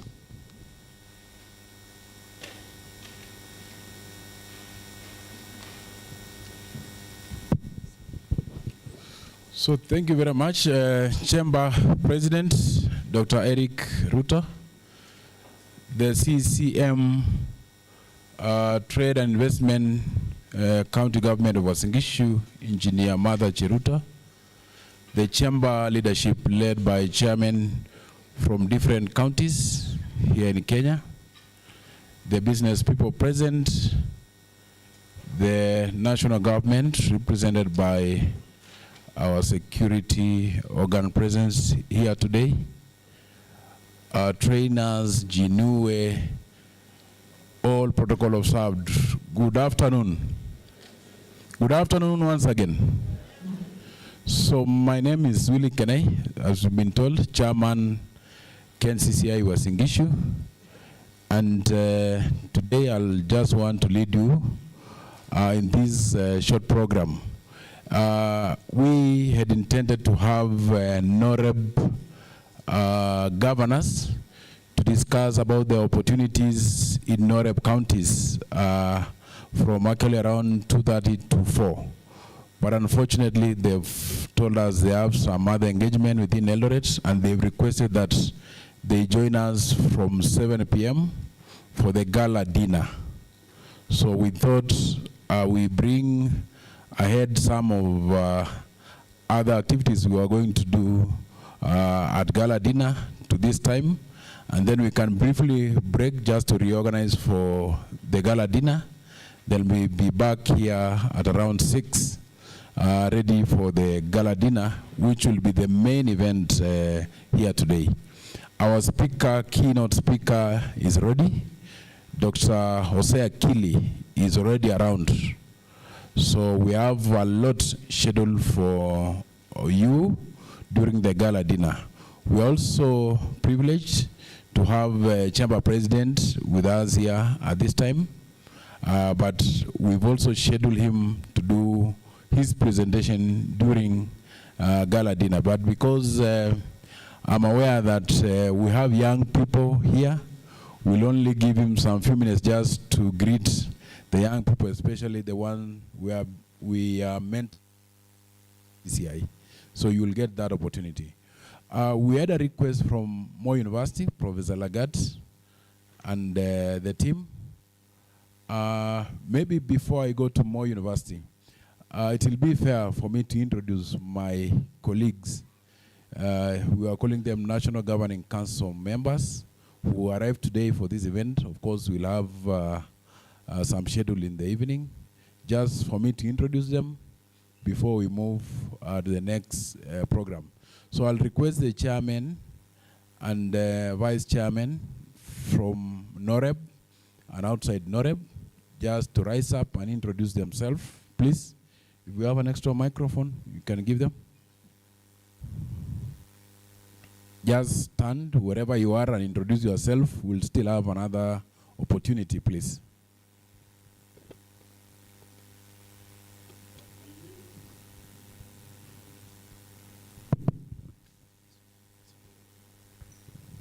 Good evening, everyone. My name is Metieta John Jeruyat Koskei, Vice Chair, KNCCI Nandi. Eli Chepkwon, Chairman Nandi Chapter.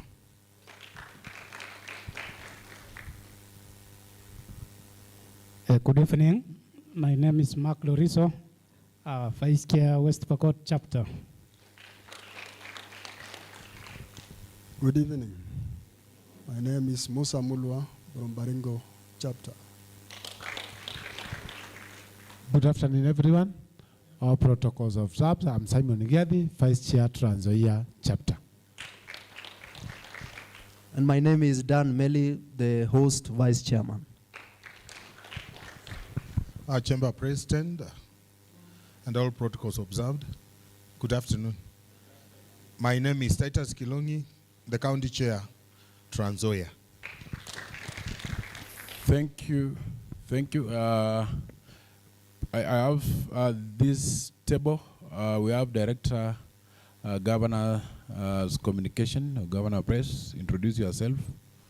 And Board Director. Yes. Good afternoon. Good afternoon once more. My name is Sila Kosgei Regin, Director, Governor's Press. Welcome to our City of Champions. Thank you. Director Tangi, you can just introduce yourself again. I'm getting initiated to the to the system.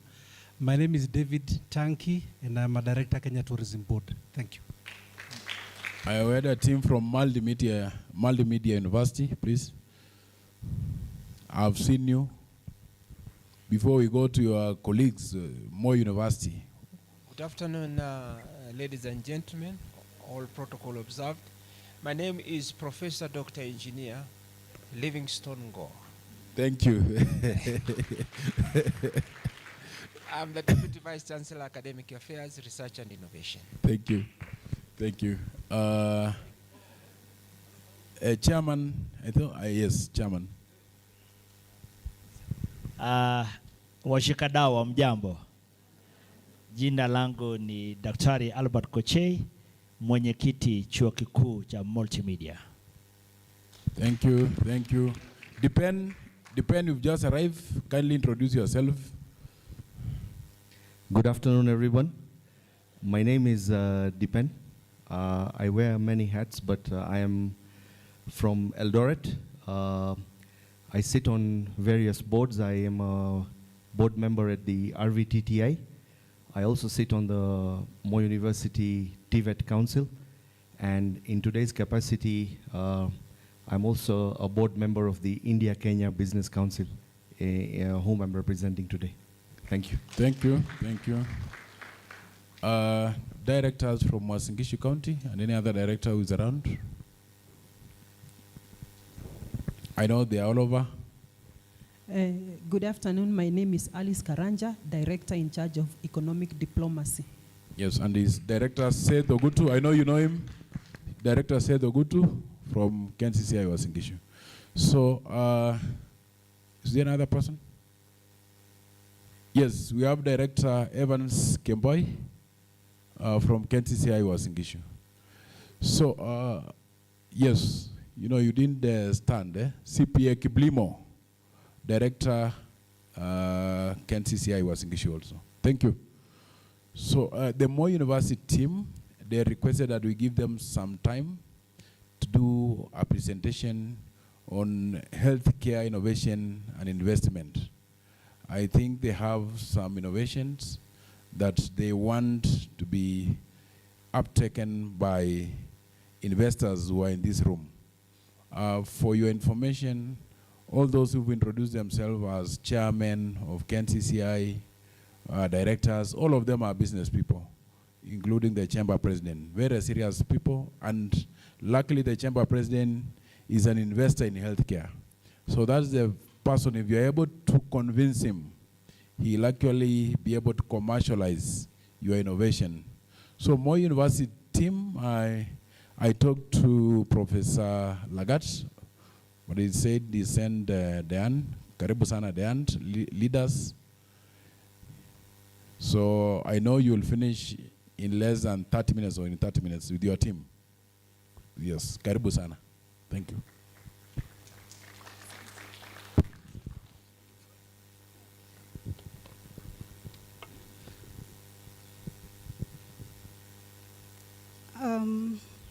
Yes.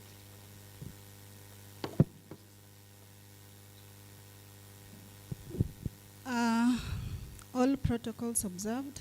I may not remember all the titles that were mentioned, but I respect all of you. My name is Dr. Diane Uyoga, and I am from Moi University. Now, before I call our innovators and inventors, I would like to introduce to you a story on how it began, how it is going, and where we are headed. I know we have 20 minutes, but we can make it. So we came here with our students. Maybe I know most of the participants here are our students, Moi University. Please put up your hands. Yes. So, yeah, so some of you will present today, and we also came with staff. The staff, please.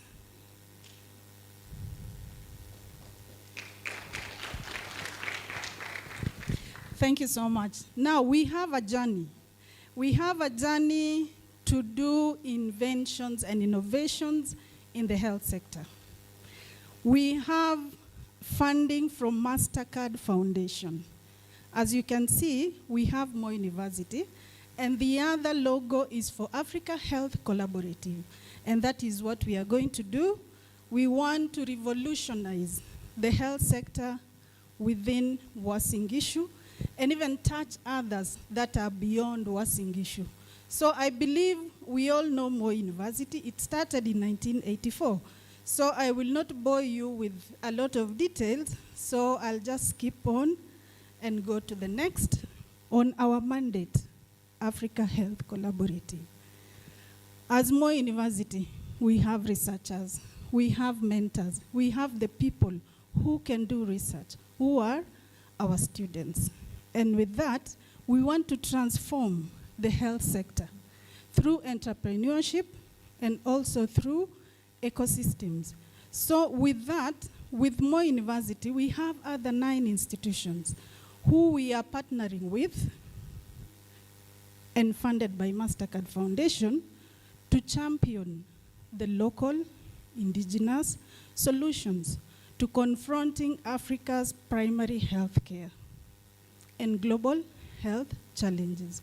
We know that there are pertinent and emerging issues, and we will try to solve them as people within the ground and even reach out beyond. So our vision actually is to build our programs that are diverse but united to foster transformative change across the health systems. We believe that we are bold enough, we believe that we have the capacity, and we believe that we have the capability to do that. And Moi University, as you can see, we have other partners across Africa. We have Addis Ababa University in Ethiopia, We have African Institute for Mathematical Sciences in Rwanda. We have African Leadership University in Rwanda also, and also Mauritius. We have AMREF in Kenya. We have Ashesi University in Ghana, Kwame Nkrumah University of Science and Technology, Moi University, ourselves, University of Cape Town in South Africa, and University of Toronto. With all that, will provide the expertise that is required to transform. The objectives of Africa Health Collaborative. The first one is to enhance capacity. As you know, Moi University, we are mandated to train and we are mandated to do research. And with that, we were trying to enhance capacity within our students and also within our communities. We want to optimize on entrepreneurial ecosystems. We know that we have bright ideas.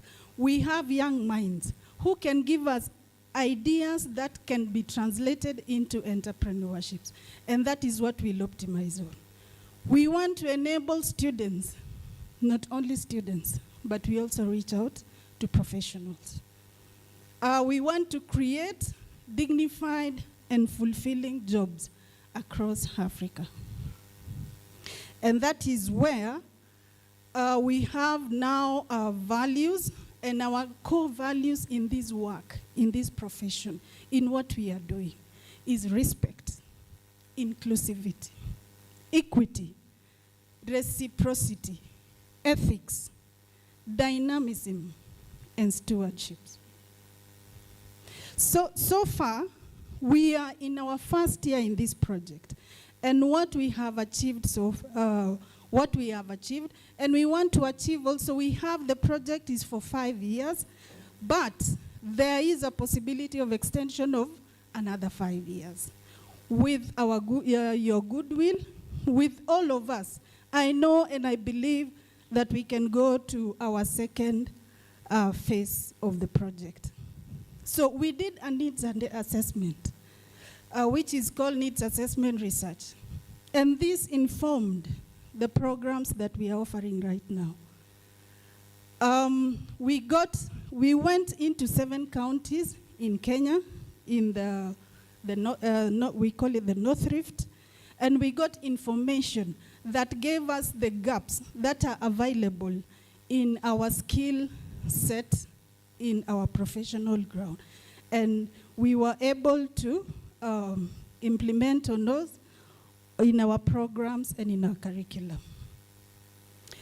We also have the program for women in global health leadership. We have trained several women, and this is in partnership with University of Toronto and also University of Cape Town, South Africa, whereby we train half in half. That is, we have had so far in 2024, we have had 20 women who graduated, 6 from Kenya and 6 in South Africa. The facilitators are both from Africa and from Canada. And we want to do more. We have also completed and still ongoing enterprise management seminar, whereby so far we have conducted 2 cohorts of enterprise management seminar. We have been able to train 50 participants so far, whereby they undergo online courses and 3 weeks, over a period of 3 weeks. At the end of that, they go through mentorship. And then we award the top 3 who have viable ventures. We give them seed money. So in this project, we have 3 pillars. We have health employment. We know that employment is important. We want to expand on the capacity. We have health entrepreneurship. We want to do businesses that are sustainable. We have health ecosystem. We want to work with all the people around because we cannot work alone. And then now I will briefly, quickly go through each pillar, which is called health ecosystem, which is ECO, which deals with partnerships, private and public. And we want to work with you to have our youth and our women and anyone who can be able to be trained and to enhance in the employment sector. So the vision is diverse for young people, and the strategy is training. The main objectives of this pillar is to establish center of excellence in public health and digital health. We realize that this is the way to go now, and this is where we are headed, digital health. We also want to design and facilitate training programs aimed on bolstering professional growth and value-driven leadership, and mostly support undergraduate and postgraduate students to conduct research. So all this, the outcome is that we will have enhanced leadership. We will have access to value-driven training programs. Students will conduct applied research and disseminate research. Because we want to solve issues that are emerging and pertinent, the students will go and find out those issues and be able to communicate to our partners so that we can all find solutions to those problems. We have health employment. Now, health employment, we know that 12% is overall unemployment for our youth. And more so, unemployment in the health sector, that is where we are directed, and this is 14%. So, what are the challenges for all these percentages of unemployment? It is because there is a skill gap. We have alternative training methodologies, inadequate network, research and leadership capacity, barriers facing women in healthcare, and limited job opportunities. Now, as Mo University under this project, we want to try and minimize these challenges together with you. Also in health employment, the main objective is to enhance and strengthen capacity in Africa to train skilled workers for primary health care, to provide universally acceptable care and meet growing demand. So this is a program for 5 years for which eventually we will have productive and healthy well-being needs that are met. So we have also health entrepreneurship, the business arm of it. And this is placed, or rather it is housed in School of Business and Economics at Mo University. So this is what we do as health entrepreneurship. We discover and encourage ideas and talent on how you can do business. We provide opportunities such as this for our ventures or for our faculty. We nurture entrepreneurial talent and equip. We know it is there. It could be dormant, but we want to bring it up and make it active so that we can have more businesses and entrepreneurship in our sectors. And most of all, we have herbal products through our botanical garden. So with this entrepreneurial development, first of all is for the knowledge, then skills, then attitude that is going to drive the entrepreneurial mindset. Also, we are establishing a botanical garden. We are recognizing and accepting and the uptake of the herbal medicine. Yes, it is there, but is it really recognized, formally recognized? So with that, we want to start with the garden first. We plant, we get the herbal, and then from there now, we can have steps forward towards implementation of having alternative medicine in terms of herbs and not only pharmacy, other types of medicine. And so how we do this is that we will have sensitization seminars, we will have training sessions, we will have idea screening, competitions, startup boot camps, Some of that will be at the Innovation Hub. And then we will have the Enterprise Acceleration. Within the Botanical Garden, we will have a lab unit where it will go through standardization. It will go through packaging. We will patent, and then it will go to the market. And most of all, we will have a library whereby we will store information for future and for reference at any time that is required. So the outcomes for this health entrepreneurship is business startups, herbal health products or services, and also job employment and creation. The last pillar that we have is for networking and development, whereby all these activities that are happening, yes, we will be able to institutionalize multidisciplinary and transdisciplinary training. We'll be able to work with other networks. We'll be able to engage the alumni and then support the linkages for continued use. So these are our partners that we are working with. And then now, this project with under Moi University will be able to work with the community in Eldoret, the rising hub of trade and industry in Africa. How are we going to meet? We are going to meet as communities of practice. We are an institution. You are also an institution who are able to come in with different and diverse experts and many ways of working to make it, to ensure that it is successful. We will have these partnerships and linkages, inventive and innovative products, sustainable enterprises, healthy community, and this is the most important. When everyone is healthy, then they'll be able to be productive. And then job creation. There is a lot of unemployment, and with this, we will be able to create jobs for everyone, for our youth, and recognition of herbal products. So with that, we have been able to work a lot with our youth and our students.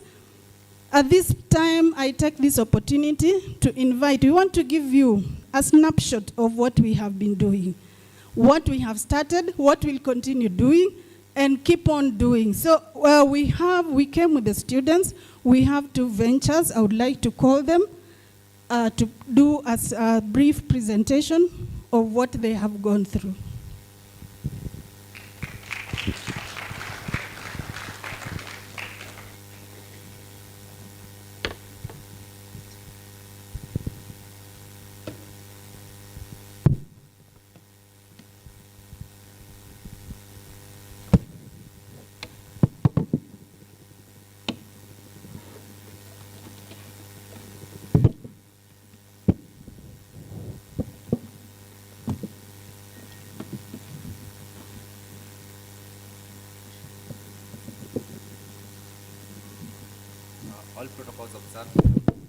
All protocols observed. Before you is a team of innovators from Moi University, ready to present to you its projects, Peel Body and Flora Patch. And my name is Joseph Kiare, Managing Director at Peel Body and Research and Development Lead at Flora Patch. Thank you. All protocols observed.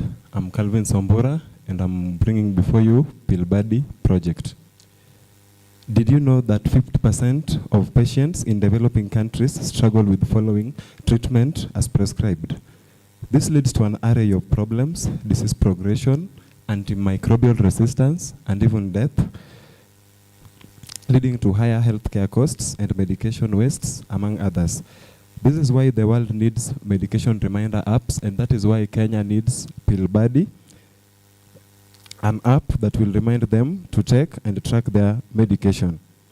Having an app made by Kenyans for Kenyans will have more advantages as it is being made specifically for this market. Peel Body is not just a medication reminder app, but rather it has some more additional features. 1, personalized user accounts with medication schedules. We have automated reminders via notifications and alarms, direct integration with healthcare facilities, in-app communication with doctors, and medication tracking and refill reminders. Our direct beneficiaries, one, we have patients requiring regular medications, for example, the chronic illness patients and also post-surgery patients. We also have the caregivers and families of patients who need reminders. We have elderly individuals with complex medication regimens. Then I go to our indirect beneficiaries, would be environmental agencies addressing medication waste, insurance providers seeking improved healthcare outcomes. Our expected impacts: one, improved medication adherence leading to better healthcare outcomes. We also have reduced congestion in hospitals, decreased environmental pollution from discarded medicines, and lastly, increased efficiency in healthcare service delivery. In order to achieve this, we request for funding. Our estimated initial cost is at 2,839,500 shillings. At Philbody, we believe that our strength lies in our team. Thank you.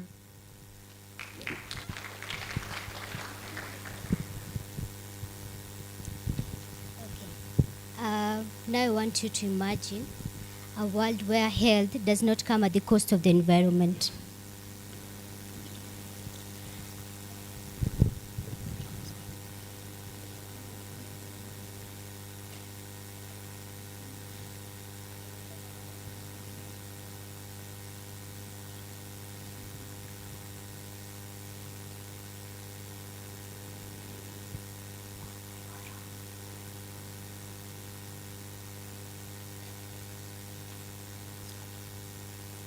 Sorry for that.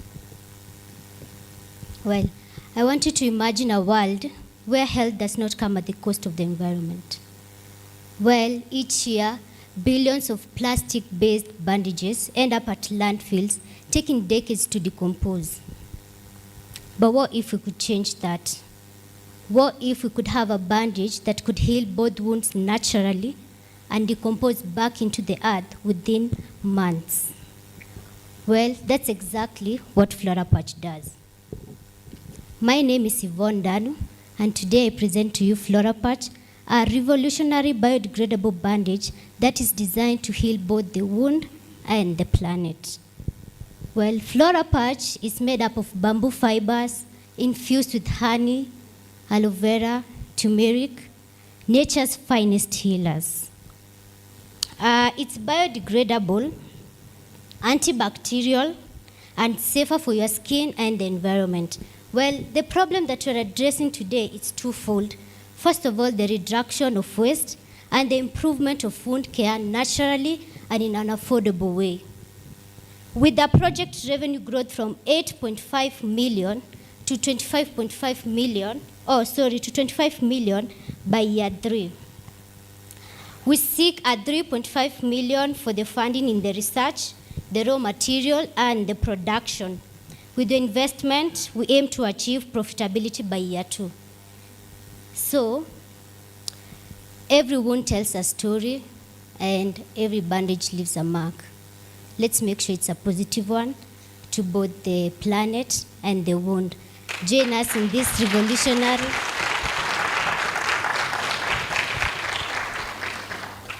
Thank you. Join us today in the revolutionary of the wound care industry. Thank you very much.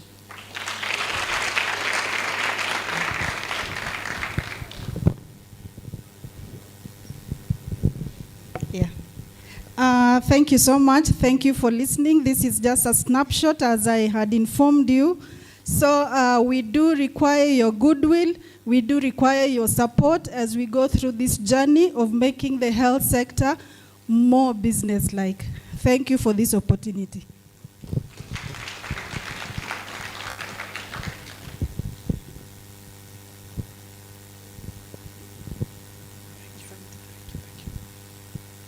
So thank you, Moi University team led by Dr. Diane. Able to apige makofi.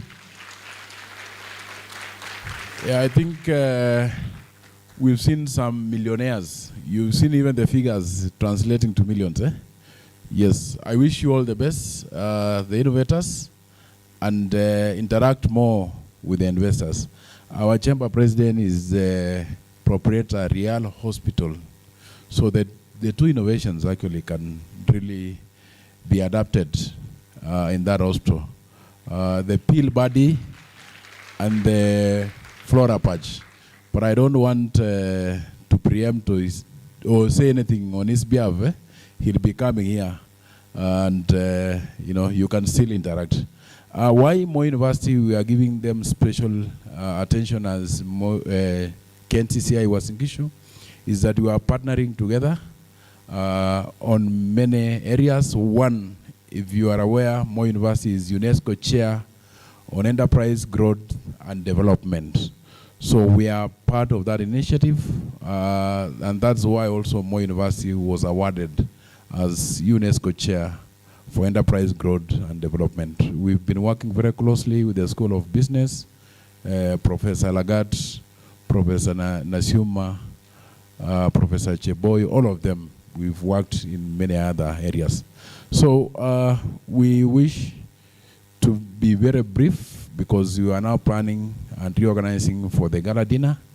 We have our regional director, KNCCI North Rift. I want to give him this opportunity to greet you and welcome the chamber president, and thereafter we will actually break and come back for the gala dinner. Karibu sana Mr. Stanley Baskony. Thank you. Na kama umeona innovation nyingine hapo, ile iko sawa unaweza tuambia, sawa? But there are so many, but they are not the only two. I was in another session. I think they presented around 6 of them or so. Yeah, thank you very much. Asanteni. The chamber president, Chairman Uasin Gishu, and other county chairmen who are present here, CC, Trade for Uasin Gishu, and other stakeholders, maybe I've not mentioned some. I'm Jambo. I'm glad today because I can see youth, the youth who are the future of this country, coming together to join this event. KNCCI, Chamber of Commerce, is encouraging innovation by teaming up with partners like Moi University and others. As you are aware, today's world, we have to be very innovative and change a lot. What I can only encourage youth, because I'm inviting the chamber president shortly, we need to go to what we call specialization. You need to specialize, that is one. Because of what we call efficiency, and after efficiency, we can produce more and enjoy what we call economic of scale. Because when you produce more, the cost will go down. That is what we need to impress. Why I'm talking about efficiency is because when you, for example, when you are building this house, we don't have to be master of everything. You need to specialize in one area. You can even specialize in tiles. Another one is structural, another one, and then you team up, you produce something good, and everyone has his own money. That's where efficiency will come, and then we'll be producing the best.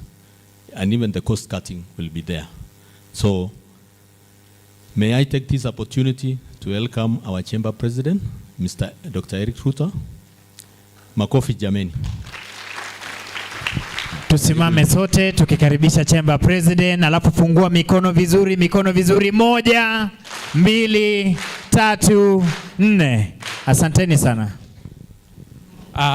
Thank you very much, and as Kenya National Chambers of Commerce and Industry today, we are excited.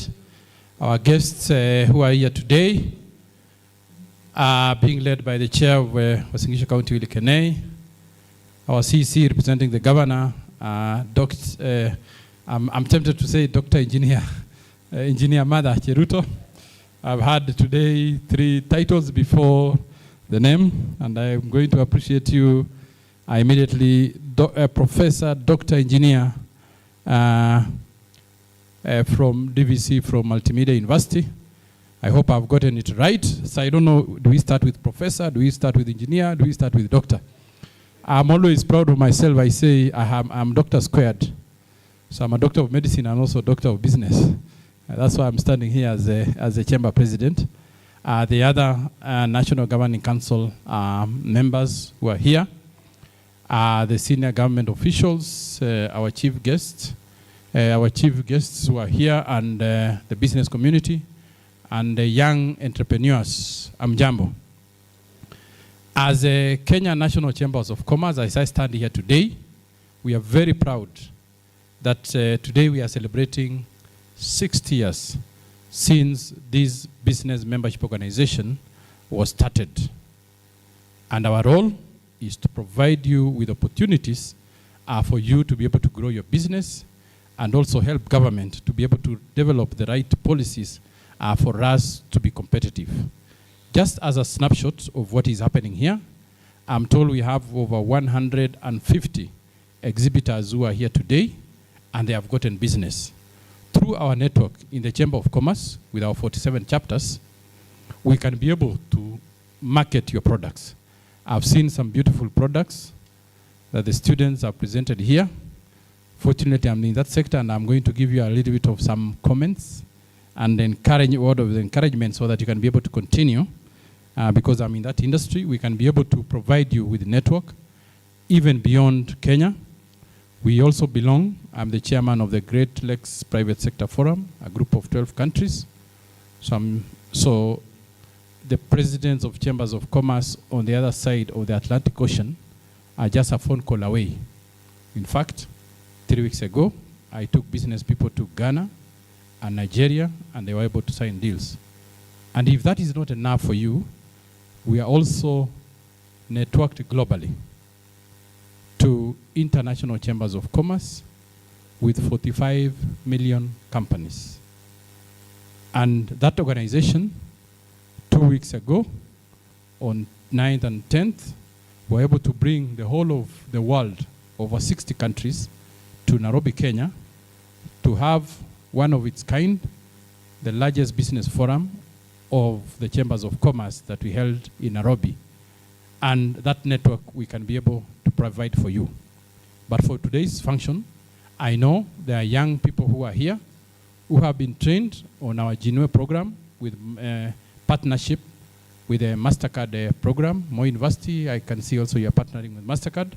So we have this program that we've been running for the last now 1 year, 6 months. And we have managed to train over 31,000 young people on business entrepreneurship, market intelligence, market access, market opportunities, digital skills. Out of this, after we train you, if you lack the oxygen of business, that is money, we also give you collateral-free, very, very low interest rate at 0.83% per month or 9.75% per annum. We have 2 sets of loan. One, we call it micro loans that ranges between 10,000 and 100,000. We have loans for medium and small enterprises ranging from 200,000 to 14 million. And we have been able to disperse that. Today, out of that, there are some young business ladies who are exhibiting here. One, we gave 7,000. She was able to start a small factory in her house. And currently, she was able to buy an equipment of 20,000, and she has employed 2 more people in a period of 6 months. And our products, we can be able to mentor her until she can be able to export. And why are we doing this? The statistics, and I'm very happy the partnership that Moi University is having, is that in the next 10 years, we are told Africa will put in 450 young people to the job market. Only 100 million jobs will be created in the next 10 years. It means 350 million Africans, young people, will be jobless. Now let's come back home. When I saw when you're presenting your statistics, You say the unemployment rate in Kenya is around 12.9%. That's around 6 million. That is 6 million people. In Kenya, we are currently adding, maybe I can get water. Oh, no, this. Okay, sorry. I just had flu that ended. I hope I could be able to very quickly recover my voice. So sorry, very sorry. So if you come to Kenya with a current unemployment rate of 12.9%, Kenya is going to add 1.2 million young people every year for the next 10 years. That's 12 million. If we go at the rate of Africa, it means we'll only create 3 million jobs in those 10 years. So if we count 6 million, plus the 9 million that we have not created, is going to be 15 million. And that is why it is extremely important for us to be able to be creative, innovative, and go into manufacturing. And I was looking at the global GDP in terms of contribution of Africa. While we contribute 16% of the population, we are definitely demographic billionaires. We are only contributing 2% of the global manufacturing industry. That is why I want to come to the young people. I am a businessman in that healthcare industry. The opportunity in Africa is huge. You're going to have a population of 2.5 billion people. And we are told that those 2.5 billion people, at least, they will visit hospital once. And they will visit hospital, they will need drugs and other products. So the product that you have innovated has a big opportunity. And these alternative products, maybe I can give you an example of the leading manufacturing country in the world, which is USA. Their turnover is around 800 billion US dollars, which is around 10 trillion Kenya shillings. That 10 trillion Kenya shillings is, no, not 10 trillion, 100 trillion Kenya shillings. I think, have I got my mathematics correct? 800 billion, yeah, that should be around 100 trillion Kenya shillings. 30% of that is alternative products, which is around 30 trillion. That is around how many times of our GDP? Almost 3 times. So the opportunity is huge. I have done, I'm in this business. I advertised recently to employ people in the medical field, and I received 5,900 applicants. And for the last 2 days, I've been doing interviews, and I only wanted 32 of them. So we have to really be creative. So whatever you're doing is very creative. I have started a sister company. Currently, I'm assembling some cartridges that we use to measure the immunity level in the body. For those ones who are here in the medical field, measuring CD4, CD8 is going to be the first center to manufacture these cartridges in Africa. And we are only 4 companies in the world, and that one company is standing here. So I want to encourage you so that we can turn the tide of the 350 million Africans who are going to be jobless in the next 10 years, is that whatever you're doing is extremely important. Kenya National Chambers of Commerce, we have the youth in business wing. So I want to encourage you. We can offer you free membership until you finish school, so that you can be attending our business forums. In fact, currently, we have a program with the European Union.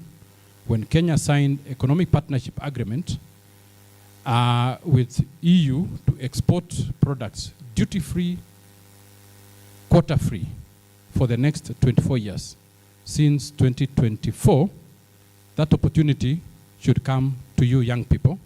We have a program to train 120 businesses to be able to export to Europe in the next 2 years.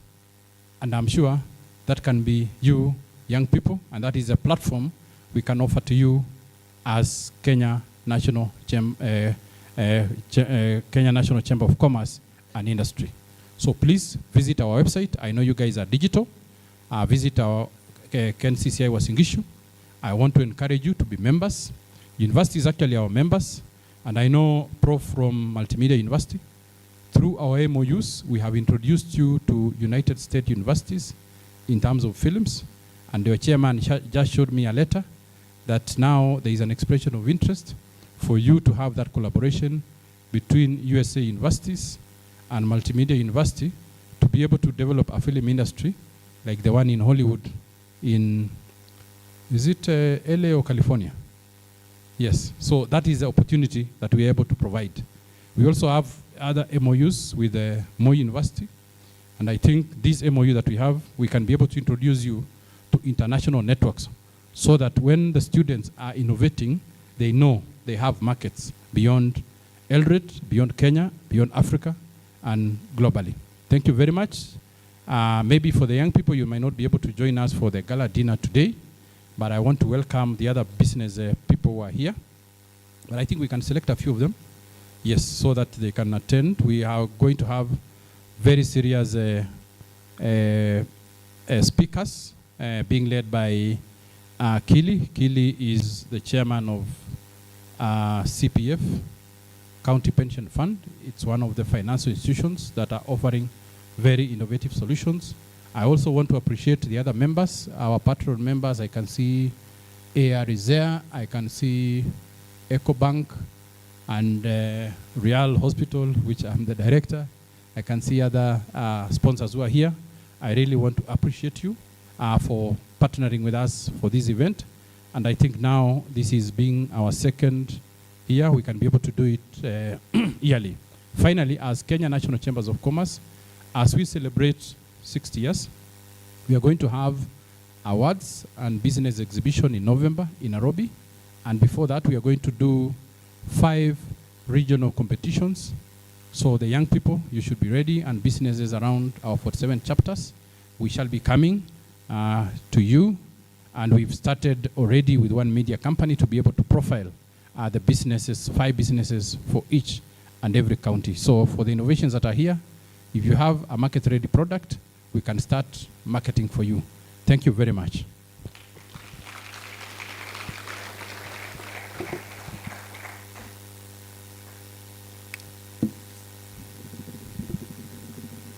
Let's clap for the chamber president.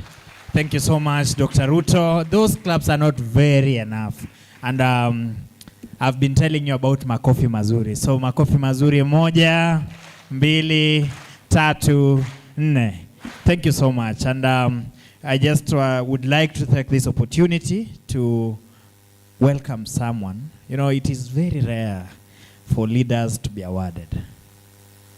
It is very rare. Most of the time we expect that the leaders will be the ones to award us. And a few minutes ago, in fact, the chamber president invited a few young people to the dinner.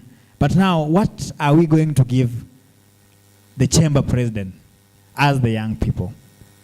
And of course, I think the biggest award we can ever give him is to heed to what is being said here, to put it into practice, so that next year when we will be hosting this particular event or any other event for that matter, we are able to say that it started with the Eldoret International Business Summit hosted by KNCCI. Now, at this time, allow me to now welcome someone who will help us award the chamber president. Deepen, hope I'll say the name right. Deepen, allow me to use one word. I may mess up with the other one then. Okay, thank you. So let's clap for Deepen, makofi mazuri, as he comes to award the chamber president. Tumpigieni makofi. He's from the Indian chamber. He'll say more about it than award the chamber president. Welcome. Tumpigieni makofi.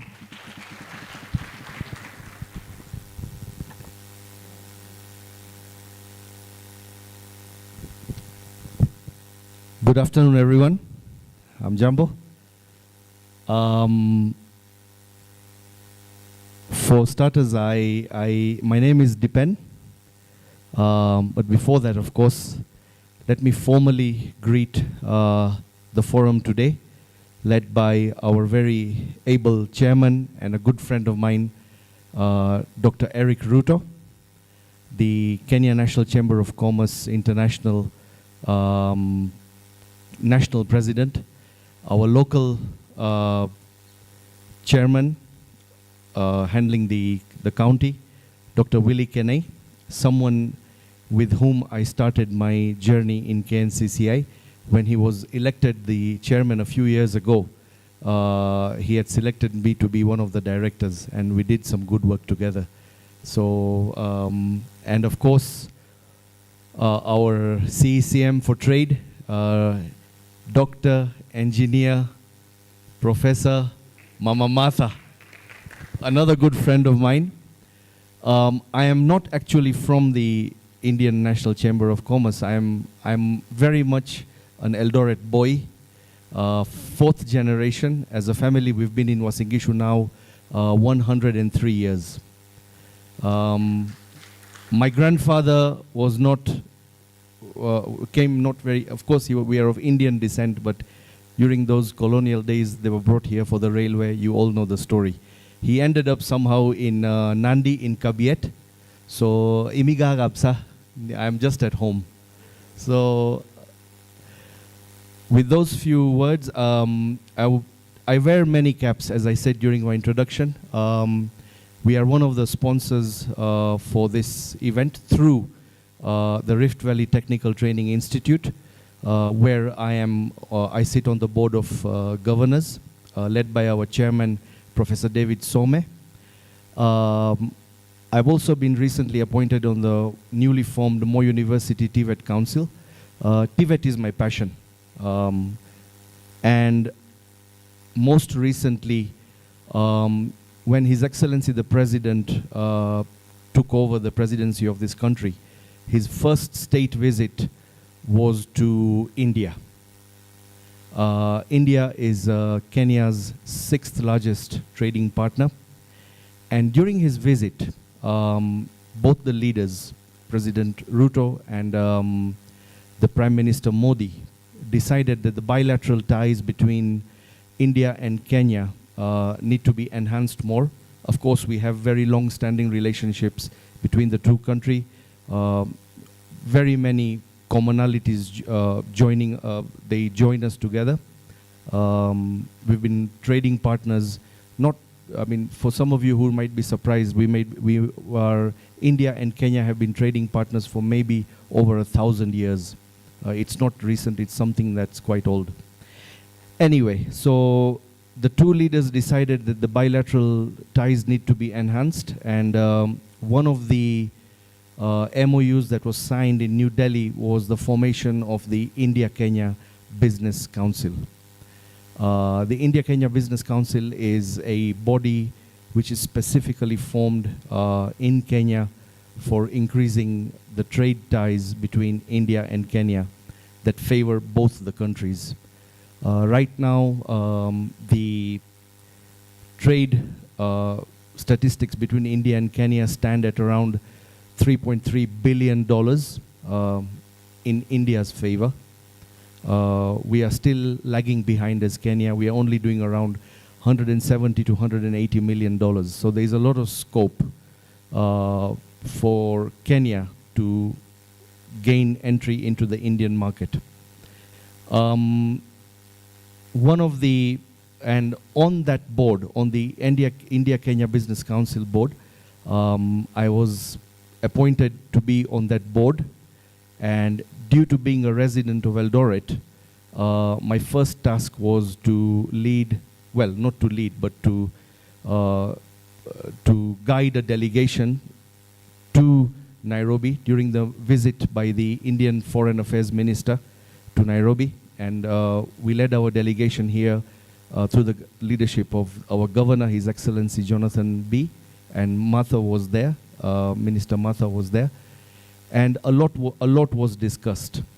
So with those few words, I stand here today to appreciate the role that the Kenya National Chamber of Commerce and Industry plays in Kenya, and collectively our role to enhance this partnership and to support our leaders led by Chairman Dr. Ruto, and to make sure that everybody gets a good opportunity to become winning entrepreneurs. Extremely happy to see what I've been seeing for the past 2 days, especially the interest shown in entrepreneurship by our youth. With those few words, I would like to take this opportunity once again to thank Dr. Ruto, Dr. Willie Kenai for the great, and of course the entire Uasin Gishu KNCCI team for putting up a fantastic 3-day event. Please give them a big hand. And on behalf of the Kenya National, on behalf of the India-Kenya Business Council, I would like to end with the most warmest wishes, Dr. Ruto, of Her Excellency Namgya Kampa, who is the Ambassador of India to Kenya. I would like to present this small token of appreciation to you, to Dr. Willie Kenai through you. And if you can please come on, Dr. Kenai and Dr. Ruto. Yeah. Thank you. Thank you. Tuwapigieni makofi mazuri. Yeah. Can I please also have Martha join us just as a... Asante. Photographers of mko tayari? Thank you.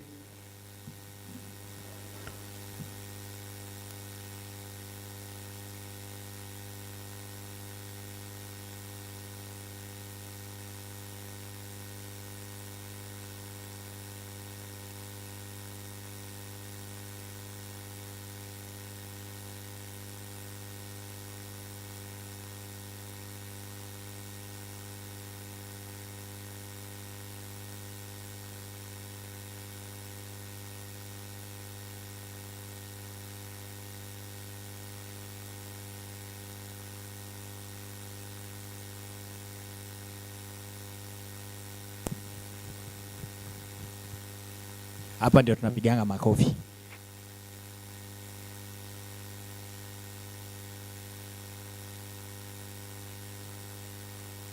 Check on two.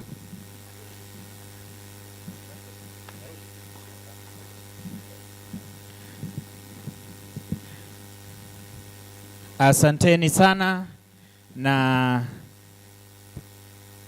ningependa kuchukua fursa hii kuwakumbusheni kabla ya kuwaachilieni kwamba tutakuwa hapa kuanzia saa 12. So we have around 1 hour 50 minutes break. Let's go to the exhibiting tables. I think there are those business people who are still there. Let's talk to them. Let's have a conversation with them. Let's appreciate them because they are part of those who make this possible. And so as we finish, I will just ask all of us to stand. Wacha niombe sisi wote tusimame. Alafu nitaita Director Alice utuombee kufunga mkutano huu wa saizi. You can say hi to the person next to you as we... Yeah. Mwambie wewe ni mtu wa maana sana. Thank you, thank you.